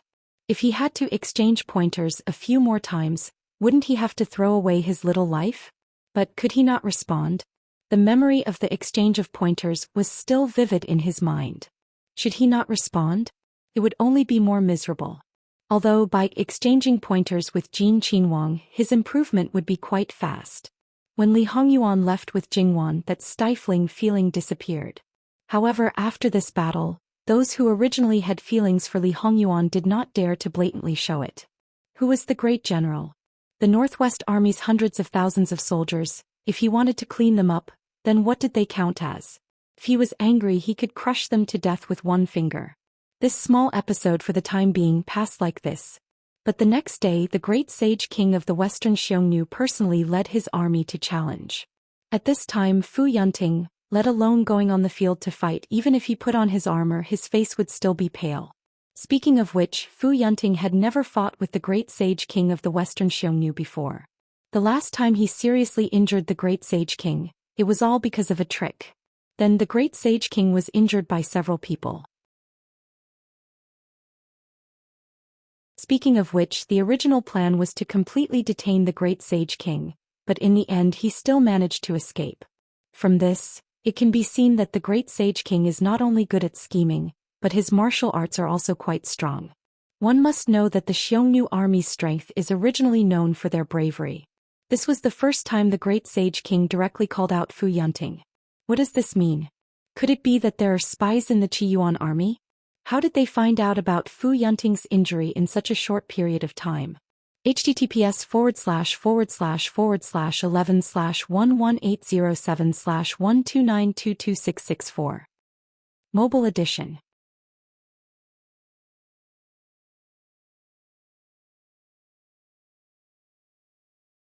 Chapter 503.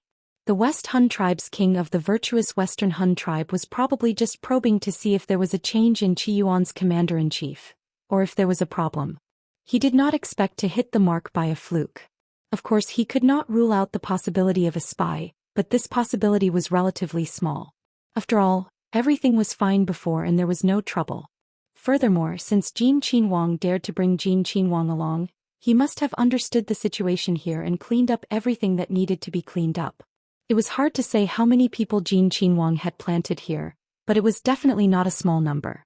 Previously, he did not give him any information, but Jin Qinhuang was able to understand the situation here clearly.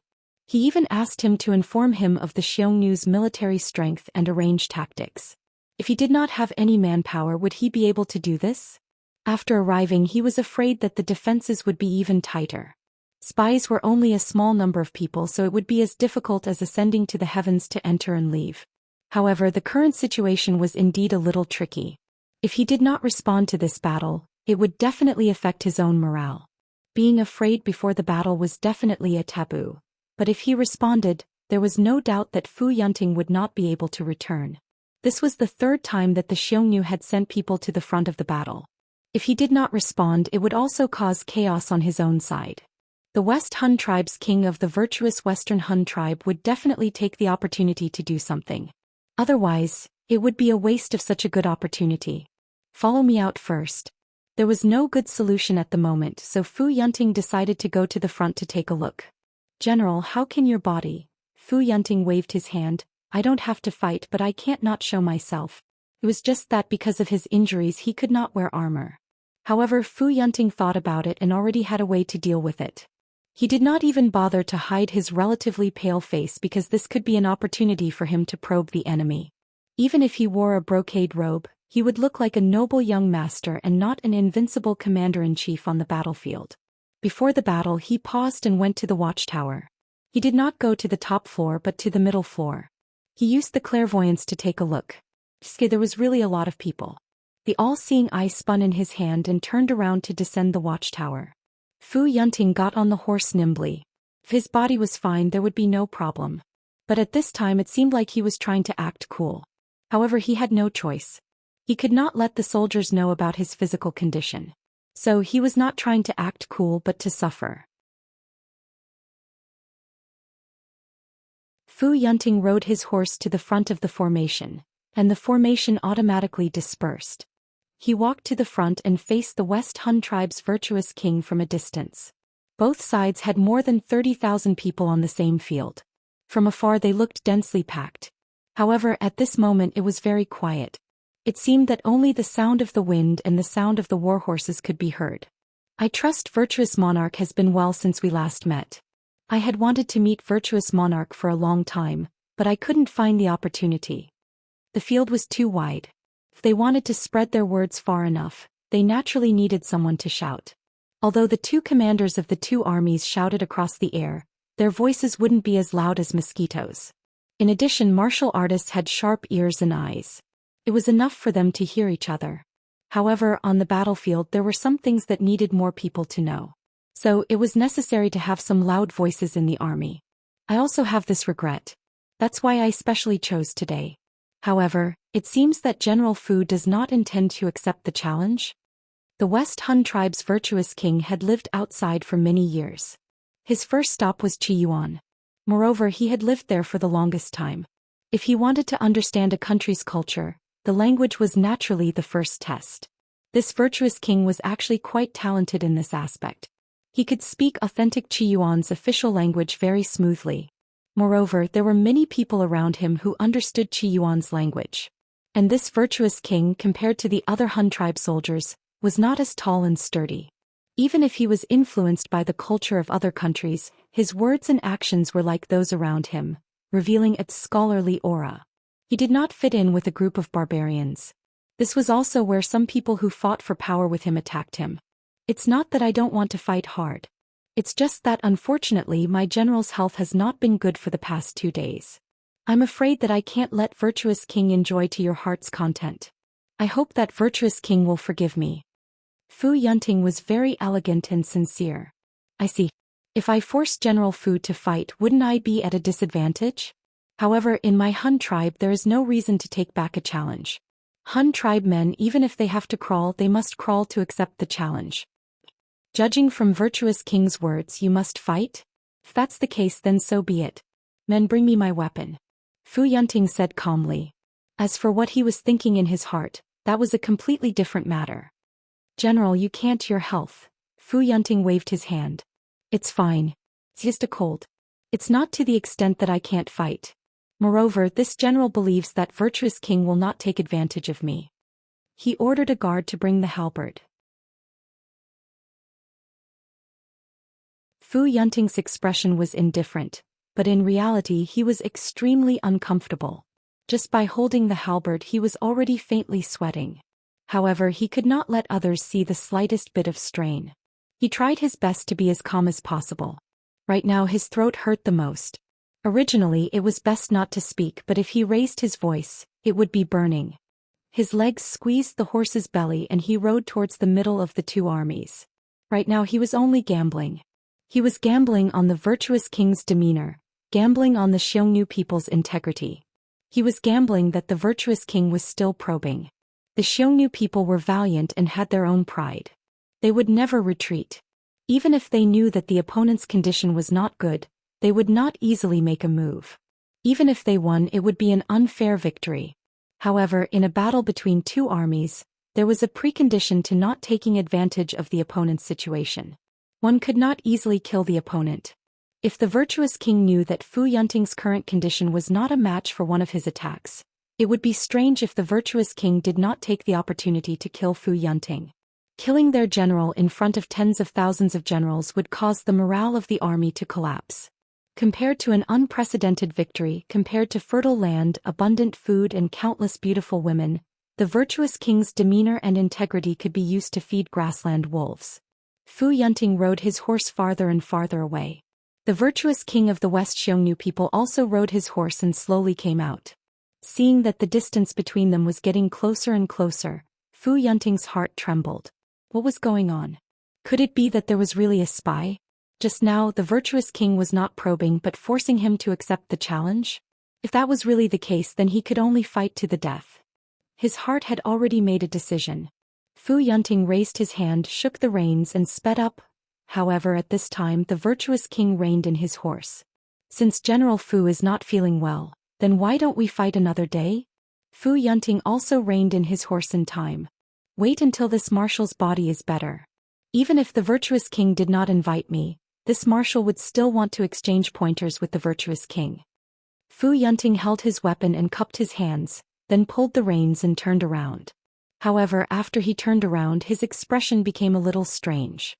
In the Qiyuan army's formation, his original position had already been replaced by someone. At first glance, it was a person who did not seem to fit in with the surroundings.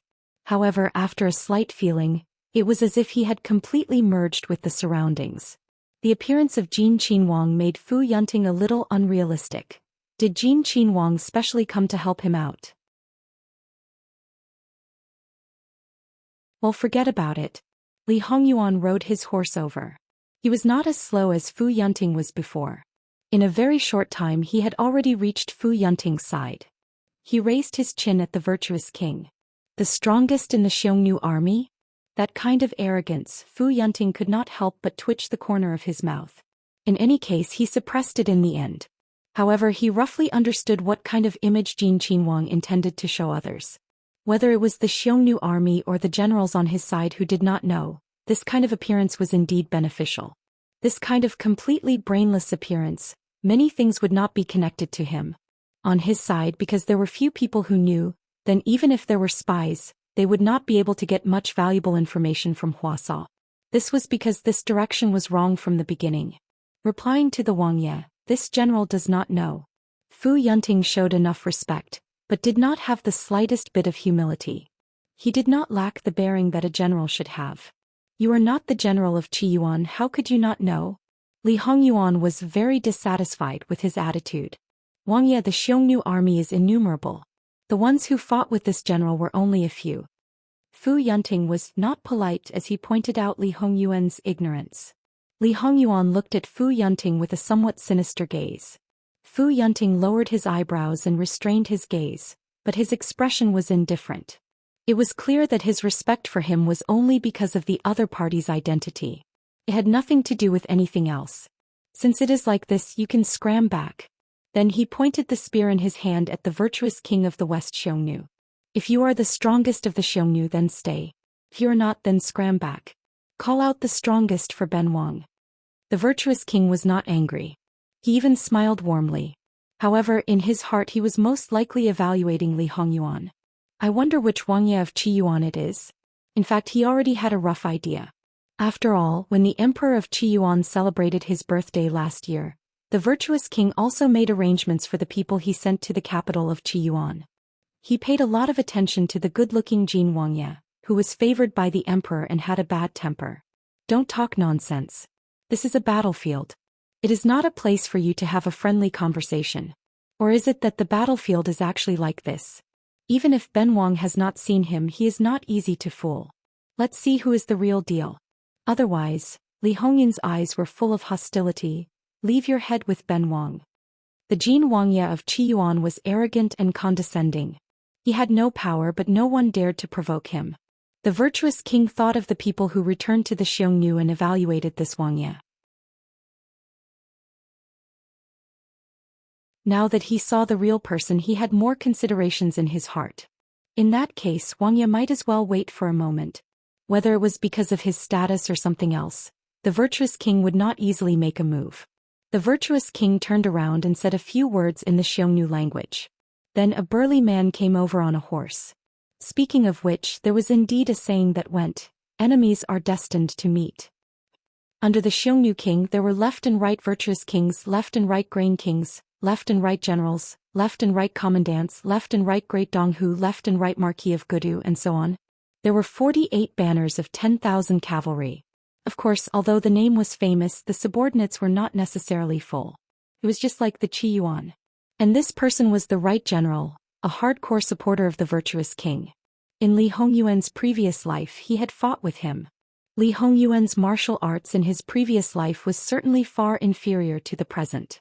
In that fight he almost suffered a big loss. In this life, since he saw him in advance, then he would send him to the Yellow Springs in advance.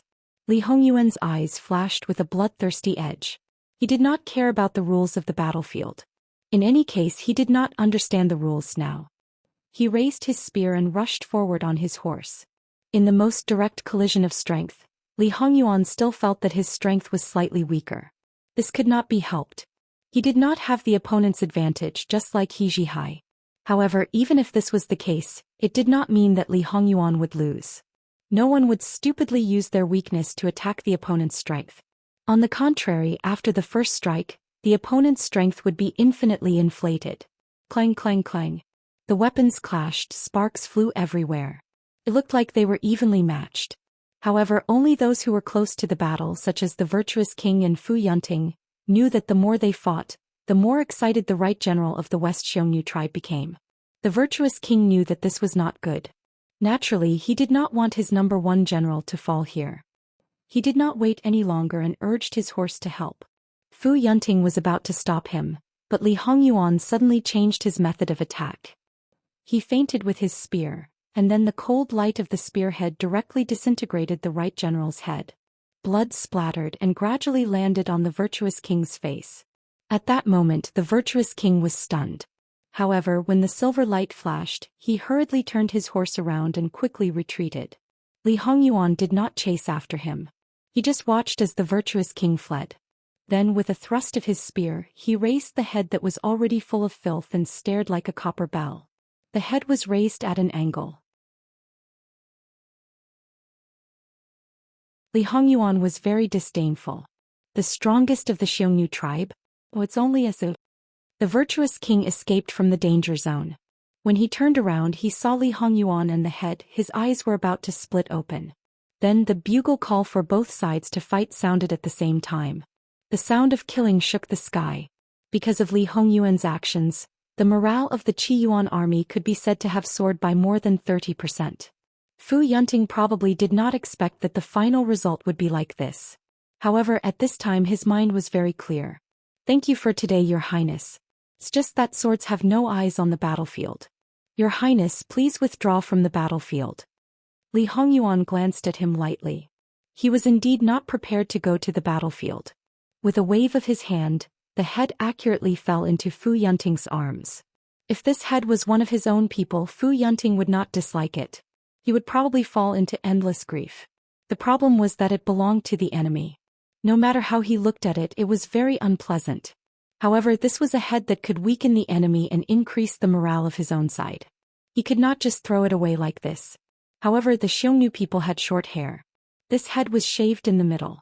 It was really difficult to carry. Fu Yunting casually threw it out. With a wave of his spear, the short blade horizontally pierced the head. Fu Yunting followed Li Hongyuan and rode back. The two armies were getting closer and closer. Because the Xiongnu people had lost a great general, they were raging with anger. Furthermore, Fu Yunting and Li Hongyuan were not wearing armor. The virtuous king gestured and ordered a Xiongnu person to take out a strong bow. 2 arrows Xiao pierced through the air. "General, be careful!" Li Hongyuan suddenly abandoned his horse and turned around. With a flick of his spear, the 2 arrows were cut off one after another. Li Hongyuan's upper body leaned forward, his spear slanted towards the sky. Using the mana under his feet, he rushed out like a cheetah. Evidently, Jin Qinhuang, who had originally lost interest in the upcoming battle, was provoked because of this arrow. He decided to let the spear in his hand continue to drink blood. Facing the ordinary Xiongnu soldiers, it was like a wolf in a flock of sheep. Wherever the spear went, it brought out endless amounts of blood. One by one the Xiongnu soldiers fell to the ground. There was no need to check. There was absolutely no one alive.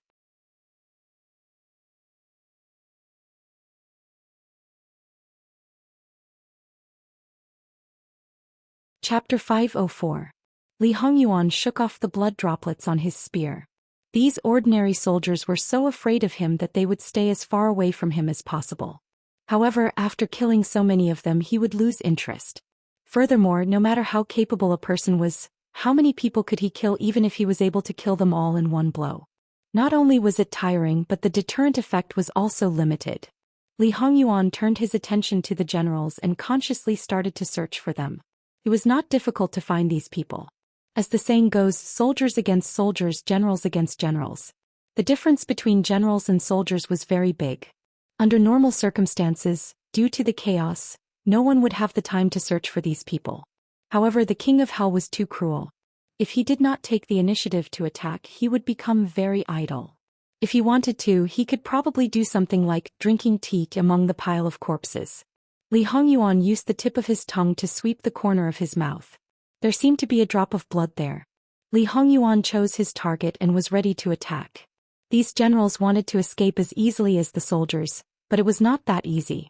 This was because the people that Li Hongyuan chose all had opponents.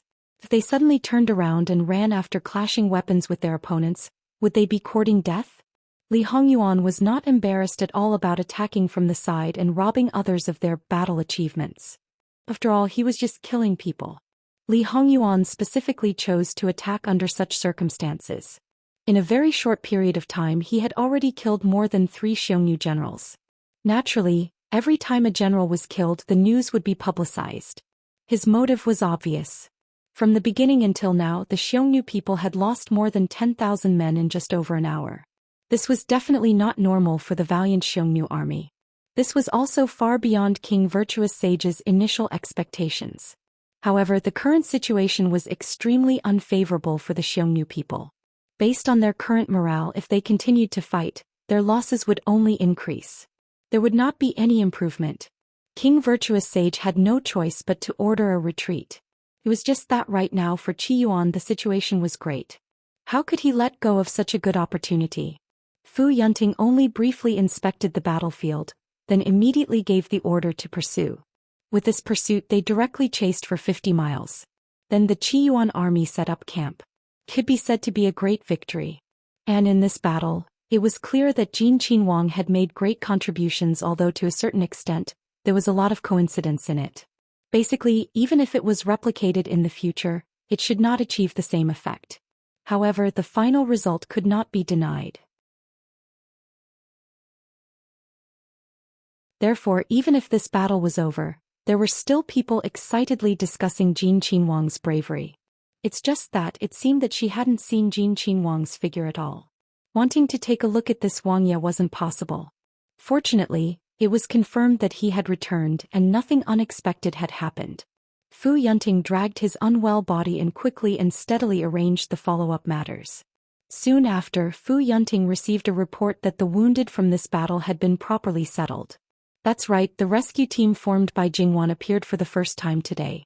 It was also the first time that Jingwan was so close to the front line. Although she couldn't see the specific situation, she could hear the continuous shouting. Just by listening to it she could feel her body tensing up and she had to be on full alert. It was as if the enemy would appear beside her at any time. If she wasn't careful she could be beheaded and die. At the same time she also witnessed the rescue team's first operation with her own eyes. Their actions were swift and effective. They were busy but not disorderly. To be honest, compared to Jingwan's expectations it was much better. In Jingwan's view, when the two sides were fighting, it would be enough if they could get to the side and save people. However, Jingwan had underestimated them. Because this group of people were not ordinary people. Not to say that they were well trained, but at least they were veterans who had shuttled through the foul winds and bloody rain many times. They carried with them not only first aid items, stretchers and other things, but also murder weapons that could be used at any time. Perhaps because she hadn't witnessed the scene, Jingwan could still be considered calm. Looking at all the things they had prepared, she finally knew that these were actually Gong Jio's handiwork. It seemed that there was nothing strange about it. In the end, Gong Jio was born as a shadow guard. No matter how much he changed, his ferocity could not be ignored. Jingwan looked at those small and convenient weapons and suddenly thought of something. That was the tri-edge bayonet that was rumored to be a little evil in her previous life. That thing, Jingwan definitely had not come into contact with it. Most of the information she had about it came from hearsay and the internet. However, it seemed that it was internationally certified as the most poisonous bayonet. It was banned and was only used for ceremonial performances. Its design was mainly for stabbing and bleeding. Common weapons such as slashing, picking and cutting were usually weaker. After piercing into a person's body, air would be quickly drawn in through the blood groove. The air would form a large amount of bubbles in the body, blocking the blood vessels. As long as the bayonet pierced about 8 centimeters into any part of the body, it would be able to kill the enemy immediately. Moreover, the bayonet could be pulled out effortlessly in the body cavity where negative pressure was eliminated. It seemed that a certain amount of arsenic was added during the smelting process due to the nature of the metal. When the surface of the bayonet was worn off on the battlefield, the steel body containing arsenic was exposed. Even if the bayonet only scratched the enemy's skin, it would be very difficult to heal. This led to the legend that the bayonet had been soaked in poison. However, it was different now. With a little modification, it could be directly soaked in poison and no one would question it. Therefore, when the tri-edge bayonet was in the hands of her lord husband and then passed through Gongjiu's hands, it might really be able to reach the legendary level and become an excellent weapon. Although to some extent it might be more suitable for shadow guards to use. Because she couldn't get involved, they also didn't allow her to get involved. Allowing her to stand here was already the limit of their tolerance. Jingwan naturally stood obediently at the side and didn't easily go forward to disturb them. Even if she discovered something wrong, she would only remember it in her heart. Speaking of which, if she didn't need someone to protect Jingwan at all times, Jingwan feared that she wouldn't even stay here. After all, if she didn't need protection, then there would be more people who could free up their hands to help. She would be a burden here. However, Jin Qinhuang had a rigid rule that no one could resist. Therefore, no matter where she was, she needed to occupy a portion of the manpower. Before Li Hongyuan came back, these people had been busy and Jingwan had been standing at the side like a wooden stake.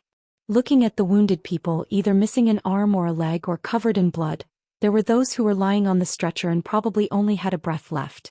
Even if they did so much effort, there would still be countless lives that would fade away. At this moment, Jingwan's heart was surprisingly indifferent.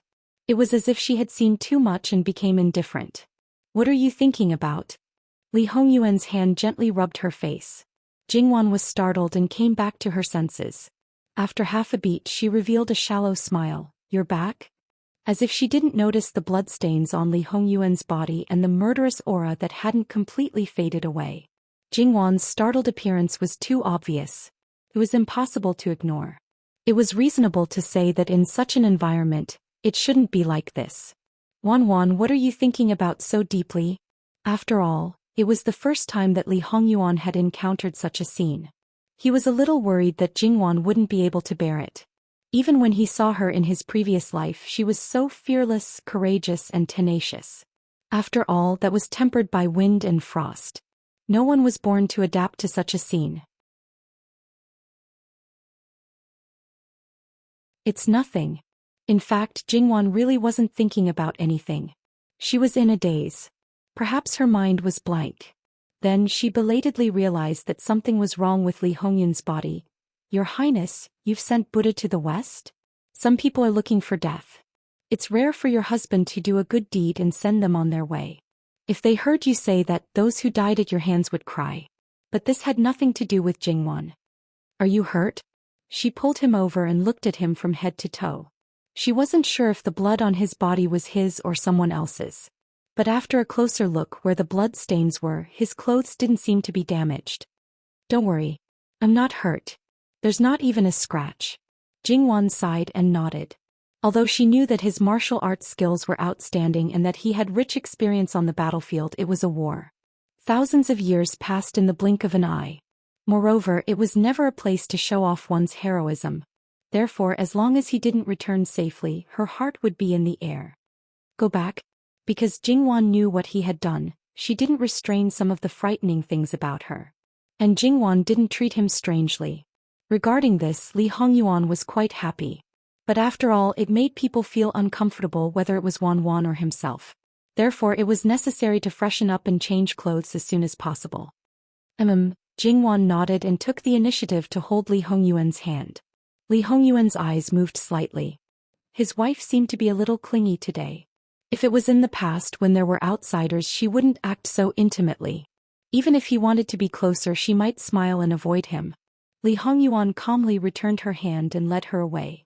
Jingwan followed closely behind, appearing very quiet. At this point, if he still said that he was fine, then Li Hongyuan as a husband would be a waste. However, Li Hongyuan could roughly guess the reason for Jingwan's current state. In the end, it was because it was her first time. Li Hongyuan wanted to hold up the sky for Jingwan. He wanted her to live a carefree life. However, from time to time he let Jingwan experience things that ordinary people couldn't bear. It seemed very contradictory, but if one thought about it carefully, it didn't seem difficult to explain. After all, Li Hongyuan himself was different. He was also very clear that Jingwan was not a daughter flower that could accompany a lifetime. Like Jingwan, he also wanted her to walk side by side with him. Therefore, when Jingwan wanted to learn more and come into contact with more things, he didn't hesitate to give all his support and help. He didn't completely hide anything from her and completely raised her like a canary, not knowing the slightest bit of danger. In terms of feelings and towards this person, he had an absolute possessiveness. In addition, he didn't create a narrow cage, but opened up an endless battlefield for her to use and gallop freely. As for Jingwan's current situation, Li Hongyuan couldn't very well persuade her with words. He simply didn't do anything useless. The plan to go back was temporarily put on hold and he brought her around casually. The place they were at now wasn't far from the Qiyuan's camp. Felt like it was just on the side. At this time there weren't people busy shuttling back and forth, because they had received Fu Yunting's order to break camp and move forward 50 miles. Li Hongyuan pulled Jingwan directly into the camp. Fortunately, the first person they met was the one who had seen Li Hongyuan at the beginning. Otherwise, they wouldn't be able to enter at all. When they saw this living ancestor, they naturally didn't dare to say anything. Although he didn't participate in the previous battle, it didn't mean that he didn't hear any news. Didn't he see that this person was still covered in blood? He didn't know what the other party was going to do, but he was also worried that there would be comrades who didn't recognize Jin Qinhuang that would cause unnecessary trouble for him. Therefore he could only brace himself and follow. In the end, he was his own country's Qinhuang, and with his performance on the battlefield, it could be assumed that he absolutely wouldn't do anything that would harm the Qiyuan. Li Hongyuan's speed was relatively slow. He just walked quietly and didn't speak. A place like the military camp for a woman was an absolute forbidden area. Jingwan believed that if she wasn't brought by Li Hongyuan, perhaps she would never be able to set foot in this place.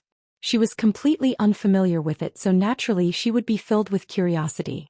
Of course, as far as the eye could see, there were large and small tents that were being deftly dismantled by the logistics personnel. Unknowingly, Jingwan was led by Li Hongyuan to the front of the largest tent. They were stopped by the soldiers who had been guarding the front of the tent. They also knew this living king of hell, but no one knew what important things were inside the commander-in-chief's tent. The commander-in-chief wasn't there, so naturally they couldn't easily set foot in it. Therefore they could only brace themselves and stop them. Get lost. Li Hongyuan didn't restrain his terrifying aura. Jingwan wasn't affected, but it didn't mean that others could be unperturbed. Being stared at by him without any emotion, they only felt a chill run up from the bottom of their feet. Their whole body stiffened and their willpower was greatly challenged. It seemed that if he continued to stare, no matter who it was, they would choose to unconditionally submit. Jingwan pulled Li Hongyuan and advised, "Wang Yi, they are also loyal to their duty. Don't make things difficult for them. It's already inappropriate for us to enter the military camp without permission." After that, she realized that they were still holding hands. She forced herself to be calm and tried to pull her hand away. Unfortunately, she didn't succeed and could only give up. If they opened the door for anyone who oppressed them, wouldn't everything be a mess? Wang Yi should be lucky to have such loyal people. Li Hongyuan looked at Jingwan from behind. The way he looked at the two soldiers didn't seem to be any different. Jingwan wasn't the least bit afraid. Instead, she laughed. This should be General Fu's tent, General Fu. Hearing Jingwan's words, Li Hongyuan's face instantly darkened. He pulled Jingwan away. Following behind Li Hongyuan, Jingwan covered her mouth and laughed unkindly.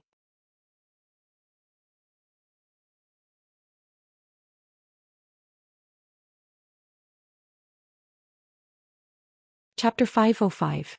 Following behind Li Hongyuan, Jingwan covered her mouth and laughed somewhat unkindly. But that was it. She didn't mention Fu Yunting anymore for fear that it would agitate someone and cause trouble for Fu Yunting. Speaking of which, Fu Yunting was innocent and was originally targeted by Jin Qinhuang for no reason. She was deliberately using him to agitate someone. That would be too tragic. Moreover, at that time the one who would be miserable would not only be Fu Yunting but most likely she would also be. However, with such a small episode, looking at Jingwan's current appearance, that invisible influence seemed to have weakened a lot. They continued to stroll around the military camp. The military camp had to accommodate tens of thousands of people, including eating, sleeping, training, and so on. It could be imagined that the area of the entire camp would be quite considerable. Li Hongyuan led Jingwan and talked about some things. From time to time he would introduce the various layout of the camp to Jingwan, what the positions were, what they were used for. He was quite familiar with all of these. Without getting close he could immediately say 1, 2, 3, 3, 3 and so on. But according to his picky temperament and his dislike of Fu Yunting, the living king of hell would nitpick the entire way where there was something wrong, where there was something not done well. Jingwan found it funny and nodded her head in a deadpan manner. This man's indifferent tone was picky and his serious face was narrow-minded. Those who didn't know might think that Jin Qinhuang was very powerful. She had noticed all these details and must remember them. Next time she couldn't make the same mistake. For example, the soldier who had been following them. But wasn't the other party just a Qinhuang? How could he know so much about the things in the camp? It must be known that in Qiyuan, it wasn't that there hadn't been a special case of a prince holding military power, but it was under special circumstances. Once the army returned to the court, the military power would be handed over immediately. And this Wang Ye, logically speaking, should not know about the layout of the camp. These were things that he shouldn't be in contact with, but he was familiar with them and casually spoke about them. It was frightening to think about. The accompanying soldier quickly threw away the thoughts in his mind. There were some things that he could not even think about. In any case, he was just a small pawn. What did the people in the capital have to do with him? As for Jingwan, who knew her husband's temperament very well, she was delighted to know his true feelings. However, Jingwan still learned a lot from Li Hongyuan's narration. It could be said that she had gained a lot of knowledge and broadened her horizons. Unknowingly, a trace of pride and a certain kind of feeling had arisen in her. Half of the base of the camp had been removed, and most of the tents should be dismantled. After that, Li Hongyuan asked someone to bring his precious horse over and took Jingwan to a nearby mountain at a moderate speed. Although it was not particularly high, it was enough for them to see the entire battlefield. At this moment the battlefield was still being cleaned up. Although those people, whether they were lying on the ground or standing up to drag the corpses, were very small, like a small black dot, and the visual impact was not big, but the sensitivity of their senses seemed to have increased by a few hundred times, and a very austere and cruel aura came rushing towards them. Jingwan shivered. She didn't know if it was because of the cold or because she was affected by it. Li Hongyuan pulled Jingwan into his arms, as if he wanted to dispel the chill for Jingwan. Only when you are strong enough to make others fear you can be at peace. Jingwan understood what he was talking about, so she said, I know all about it. Then the two of them tacitly stopped talking. They hugged each other quietly and looked into the distance. That day, that mountain, that battlefield. After an unknown amount of time, Jingwan reached out and poked Li Hongyuan. Ah Yuan, you smell so bad. Hurry up and go back. Why don't you wash a few more times to wash away the smell on your body? You can sleep in another room tonight. Li Hongyuan looked down at Jingwan, whose expression of disdain was particularly obvious on her face, and laughed silently. When they went back, they did not suppress their speed, so they were very fast. Because Li Hongyuan was around, Jingwan did not need so many people to guard her. Therefore they left as many people as possible to treat the wounded. Jingwan could not help, so she could only temporarily suppress the matter in her heart. She would go to see the specific situation tomorrow and understand the casualties at the same time. However, after arriving in the northwest, The number of times the husband and wife were intimate had decreased. It should be known that during every ceremony, Li Hongyuan was mostly in control of the initiative. Now he seemed to be consciously reducing the number of times. At night they only hugged each other to sleep. They did not do the most intimate things, but their hearts were connected in the most intimate way. The next day Jingwan hurried to the wounded barracks after breakfast. The wounded from yesterday should have all been relieved. As the number of wounded soldiers in the barracks increased, Jingwan felt that she should be able to do something more. Li Hongyuan did not follow this time. After this battle, it was clear that he still needed to do some things. Although the plan to deal with the West Xiongnu virtuous prince had already slowly unfolded, this kind of matter still needed a period of time to ferment. However, it did not mean that the living king of hell had nothing to do. Fu Yunting's current broken body naturally had to rely on Li Hongyuan's support. Of course, it was not to make up for his own mistakes, but merely that he did not want his plan to be dragged down by Fu Yunting. Fu Yunting, who was shot while lying down, only felt even more pain on his body when he saw Jin Qinhuang.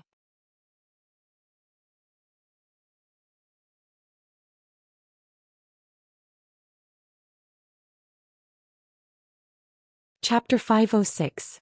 When facing the wounded again, Jingwan no longer had the indescribable emotions she had yesterday. She appeared more calm and composed. Even if she could not do anything personally, she could still comfort people at the appropriate time. It could be said that she had reached a high level of agreement with her husband on some matters. Jingwan felt that she could still do something. It was better to have psychological counseling for people who had experienced war and even been on the verge of death. However, it was obvious that Jingwan was not good at it. Perhaps she could cultivate some such people first. Although there was no systematic way to learn it, the earliest psychologists probably figured it out by themselves. She could let them complete this career in the future. Psychological counseling could not be done, but it was still possible to let these people relax in a proper way. Of course, it was not only that. She could also instill some ideas of loyalty to the country in them, and at the same time, give them some chicken soup for the soul or something. Then she would carry out an unusual sympathy performance first. At present, there were only a few things that could be put on the stage for people to see. There were even fewer things that were suitable to appear here. Therefore she had to find some new tricks. Jingwan felt that she could write some positive and brainwashing picture books, and then let people change it into operas and put it on the stage. In short, she wanted to give them hope and courage, let them live well now and let them risk their lives to protect their family and country in the future. After walking around for a while, Jingwan decided to go back and write. She should be able to write a lot of this kind of thing. Jingwan was thinking as she walked. She inadvertently looked up and glanced at the entrance of the alley in front of her. Someone was looking at them, but after seeing Jingwan look over, he stepped back. He did not panic, nor was he sneaky. The distance was a little far, so Jing Dan did not see the other person's face clearly. Therefore she did not take it to heart. After all, there were many people coming and going here, and there was no lack of people who secretly looked at them. Jingwan continued to walk forward. At a fork in the road, she paused and turned in another direction. The person beside her did not ask. He just followed quietly and kept to his duty. There were not many people who knew how to suture now. Even if Gong Jio was willing to teach them, not every doctor could accept it. Compared to other people, Gong Jio's skills were still the most pure. Therefore, after the war, he was also the busiest. It seemed that he had not rested since yesterday. Even if it was just the simplest suture of a wound, there were many things that needed attention.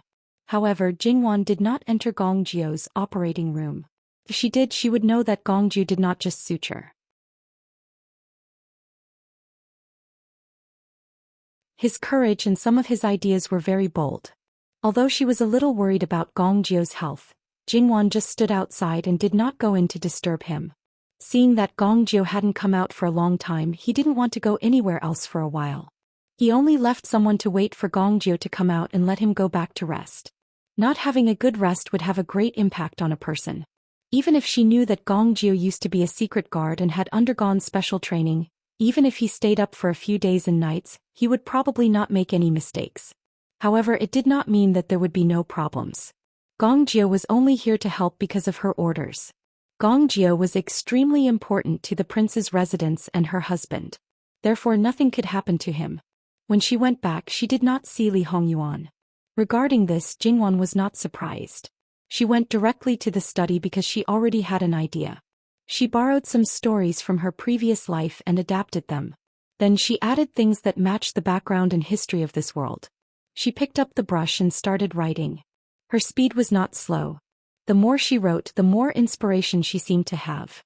It was as if she could not stop at all. Therefore, when Li Hongyuan came back, he saw a similar scene again. This time he did not look at her quietly. Instead, he alerted Jingwan at once. Jingwan looked up at him.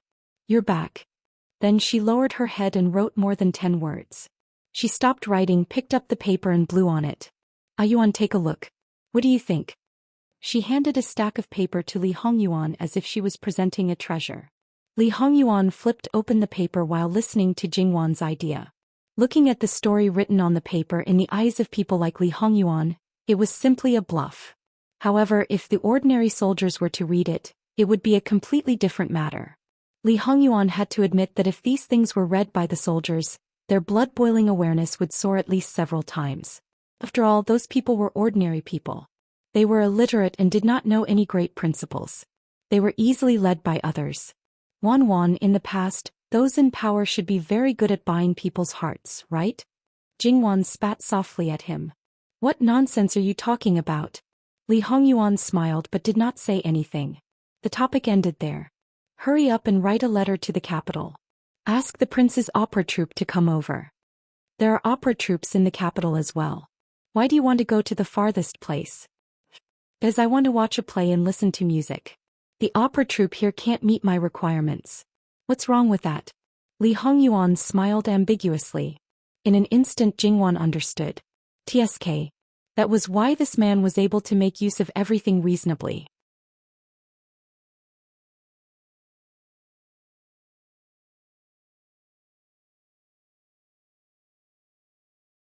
Chapter 507. In an instant Jingwan understood. "TSK. That was why this man was able to make use of everything reasonably. There was nothing wrong with it. If the King of Hell wanted it, she had to do it." Anyway, Jingwan was more familiar with the people in the prince's mansion. Moreover, it was not the first time that they had followed Jingwan's request to rehearse a play. So there was no problem. However, it would take some time for so many people to come over. Therefore, during this period she still needed the opera troupe from the prefectural city. Of course, there were also those who played. In short, the purpose was to make people relax. It was not to use soft words to lure people into the village of gentleness and weaken their willpower. It had to be positive.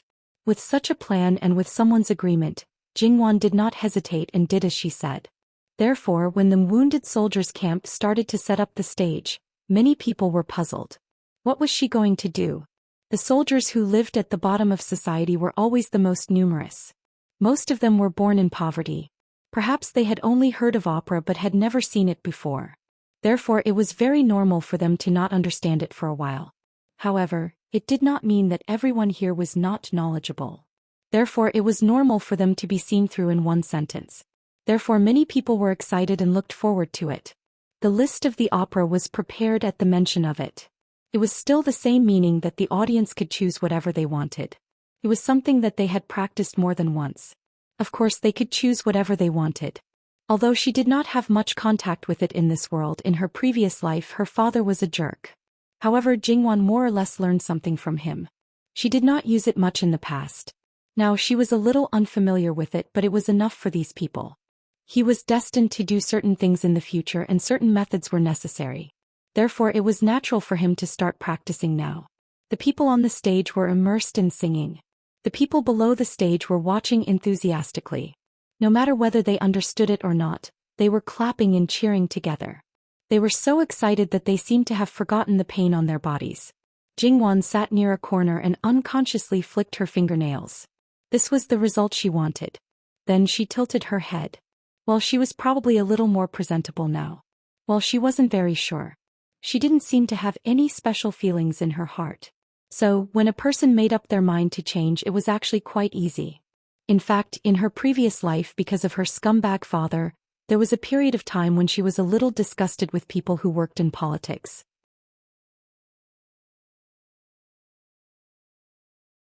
However, before this kind of feeling could reach its end, She was pulled back by her grandmother.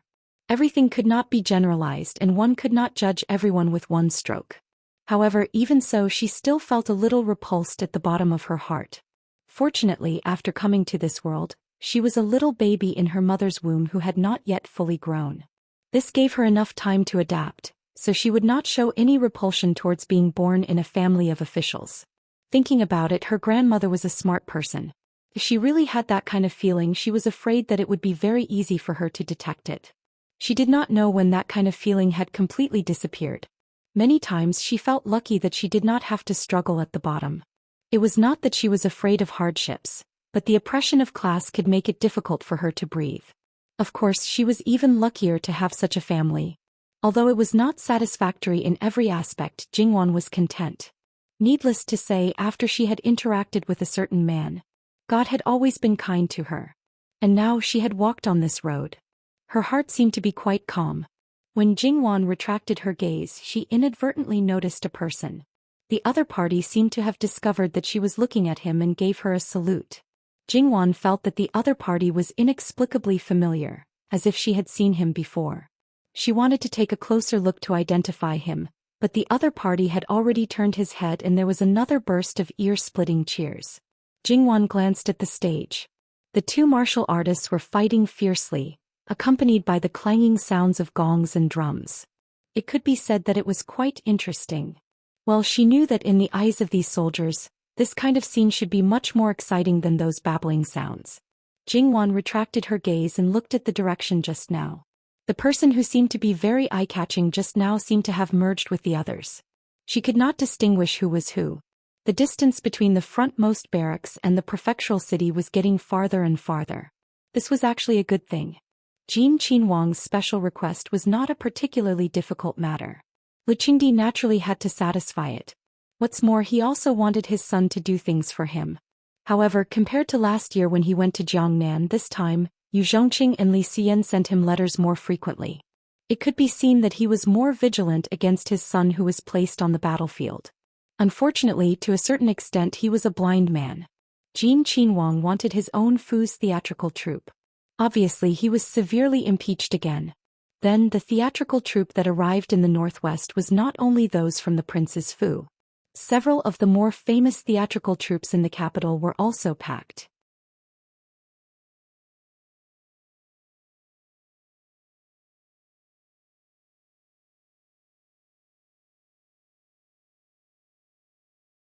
Chapter 508.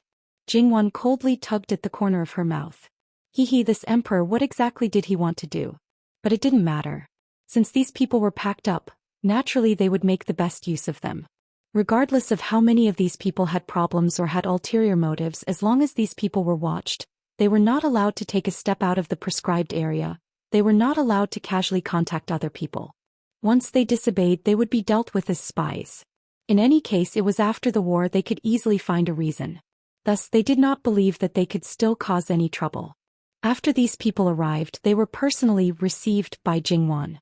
They only needed a head ornament, their clothes were almost plain, and a simple chair was placed there to sit. There was a square table by the side with a cup of tea. Jingwan put one hand on the armrest, her expression indifferent. Behind her stood a gong mama. It was originally an ordinary scene, but it made these people who were standing tense for no reason, not daring to slack off. Gong mama methodically explained a lot of rules to them. Do you all understand? These rules were stricter than entering the Wangfu's courtyard in the capital. As a famous theatrical troupe, they were somewhat indignant. They were not criminals, but seeing the seemingly indifferent Jin Wangfei, they did not dare to be rash and agreed one after another. In contrast, the people of Jin Wangfu were very calm. These rules were similar to when they were in the Wangfu. Jingwan's fingertips lightly tapped on the armrest of the chair. The fingernails and the wooden fingertips made a slight sound. Just this sound attracted everyone's attention. There are some ugly words that this Wangfei will say first. If these rules are violated, you must be prepared to stay in the military camp forever. As for what kind of method you will stay, this Wangfei believes that everyone is well aware that it is probably not what you want. They were all entertainers and belonged to the lowly category. Even if they were men when they arrived at the military camp, they would not be soldiers. There was only one type: prostitutes. As the saying goes, after 2 or 3 years of being a soldier, a sow is more beautiful than a cicada. The things that were bred in the military camp were definitely more than what outsiders could imagine. Due to various reasons, it seemed quite normal for them to comfort each other. Those who were thrown into the military camp by the Princess Consort's order, needless to say, were women. The men would also have to play the flute every night. When that time came, who would be afraid of men and women? Although there were some men who, due to some reasons, were submissive like child molesters, it did not mean that these men were willing to be part of the military prostitutes.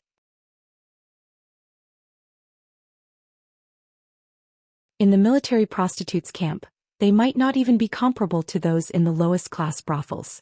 To put it bluntly, if you wanted to sleep with those people, you would have to spend some money. As for the military prostitutes, they might not even have the chance to take a breather. There was no other way, there were too many soldiers. Therefore, when they heard the meaning behind Jingwan's words, they all kept quiet out of fear. Even if they really had any ulterior motives, they would probably have to reconsider at this time. However, it seemed that they had to change their understanding of the Princess Consort. Jing did not care at all what they thought in their hearts. After giving them a warning, she got up and walked away leisurely. However, her words were definitely not a joke. If someone dared to commit a crime knowingly, then he would definitely not have a good ending. Her sympathy for the innocent was getting weaker and weaker, let alone those who had committed a crime and deserved it. After this matter was handed over, Jingwan did not ask any more questions. What she wanted to see was the final result. It was probably because they had nothing to do, or perhaps they wanted to perform well in front of the Princess Consort, or perhaps the troop that belonged to the Wangfu wanted to compete with those outside. After all, if they were raised by the family, they would appear to be useless if they were compared to those outside. How would they be able to defend their own position? And those outside were the most famous in the capital and had experienced trials and hardships. If they were raised by the family, where would their face go? Thus, with this kind of competitive mentality, they quickly produced results. When they produced results, those in the wounded barracks naturally had good fortune. Thus, these people knew that they came to this dangerous place not to relieve Jin Qinhuang and Princess Consort's boredom. However, Jin Qinhuang's orders were placed there. There was no room for them to interfere. Therefore, no matter what they thought in their hearts, they had to obediently continue to sing. Of course, towards the end, it was not only to sing in the wounded barracks. The soldiers at the front should also properly enjoy the benefits. Just like this, another month passed in a hurry and another year was approaching. It was cold enough, but fortunately it did not snow in this area. However, from the information that Jingwan received, it was indeed as a certain person had said. A large area of the north was covered in snow and it was a rare snowstorm. Sure enough, people could change and this heavenly power was still the same as before. Speaking of which, Prince Rui's son had already been born. It could only be said that Prince Rui really did not have a son. Princess Consort Rui's third child was still a girl. It was obvious that she would definitely make a boy. Jingwan wanted to ask where this boy came from. A certain person definitely knew, but he just smiled and did not speak. Jingwan looked at it. It was definitely not the child that Prince Rui had originally prepared. Its origin was most likely not simple and it was clearly the rhythm of something big. The war was still in a deadlock. The West Hun tribe's virtuous king did not advance. Or rather, he did not have the strength to advance, but he still stubbornly defended the territory that he had seized and did not yield an inch. In the capital, Li Qingdi was clearly anxious and gave Li Suyen orders more than once. Li Hongyuan knocked on the map in front of him. It's time to close the net. You're tuning in to the Romantic Tales YouTube channel. Don't forget to subscribe and join us on this journey to catch the most captivating stories.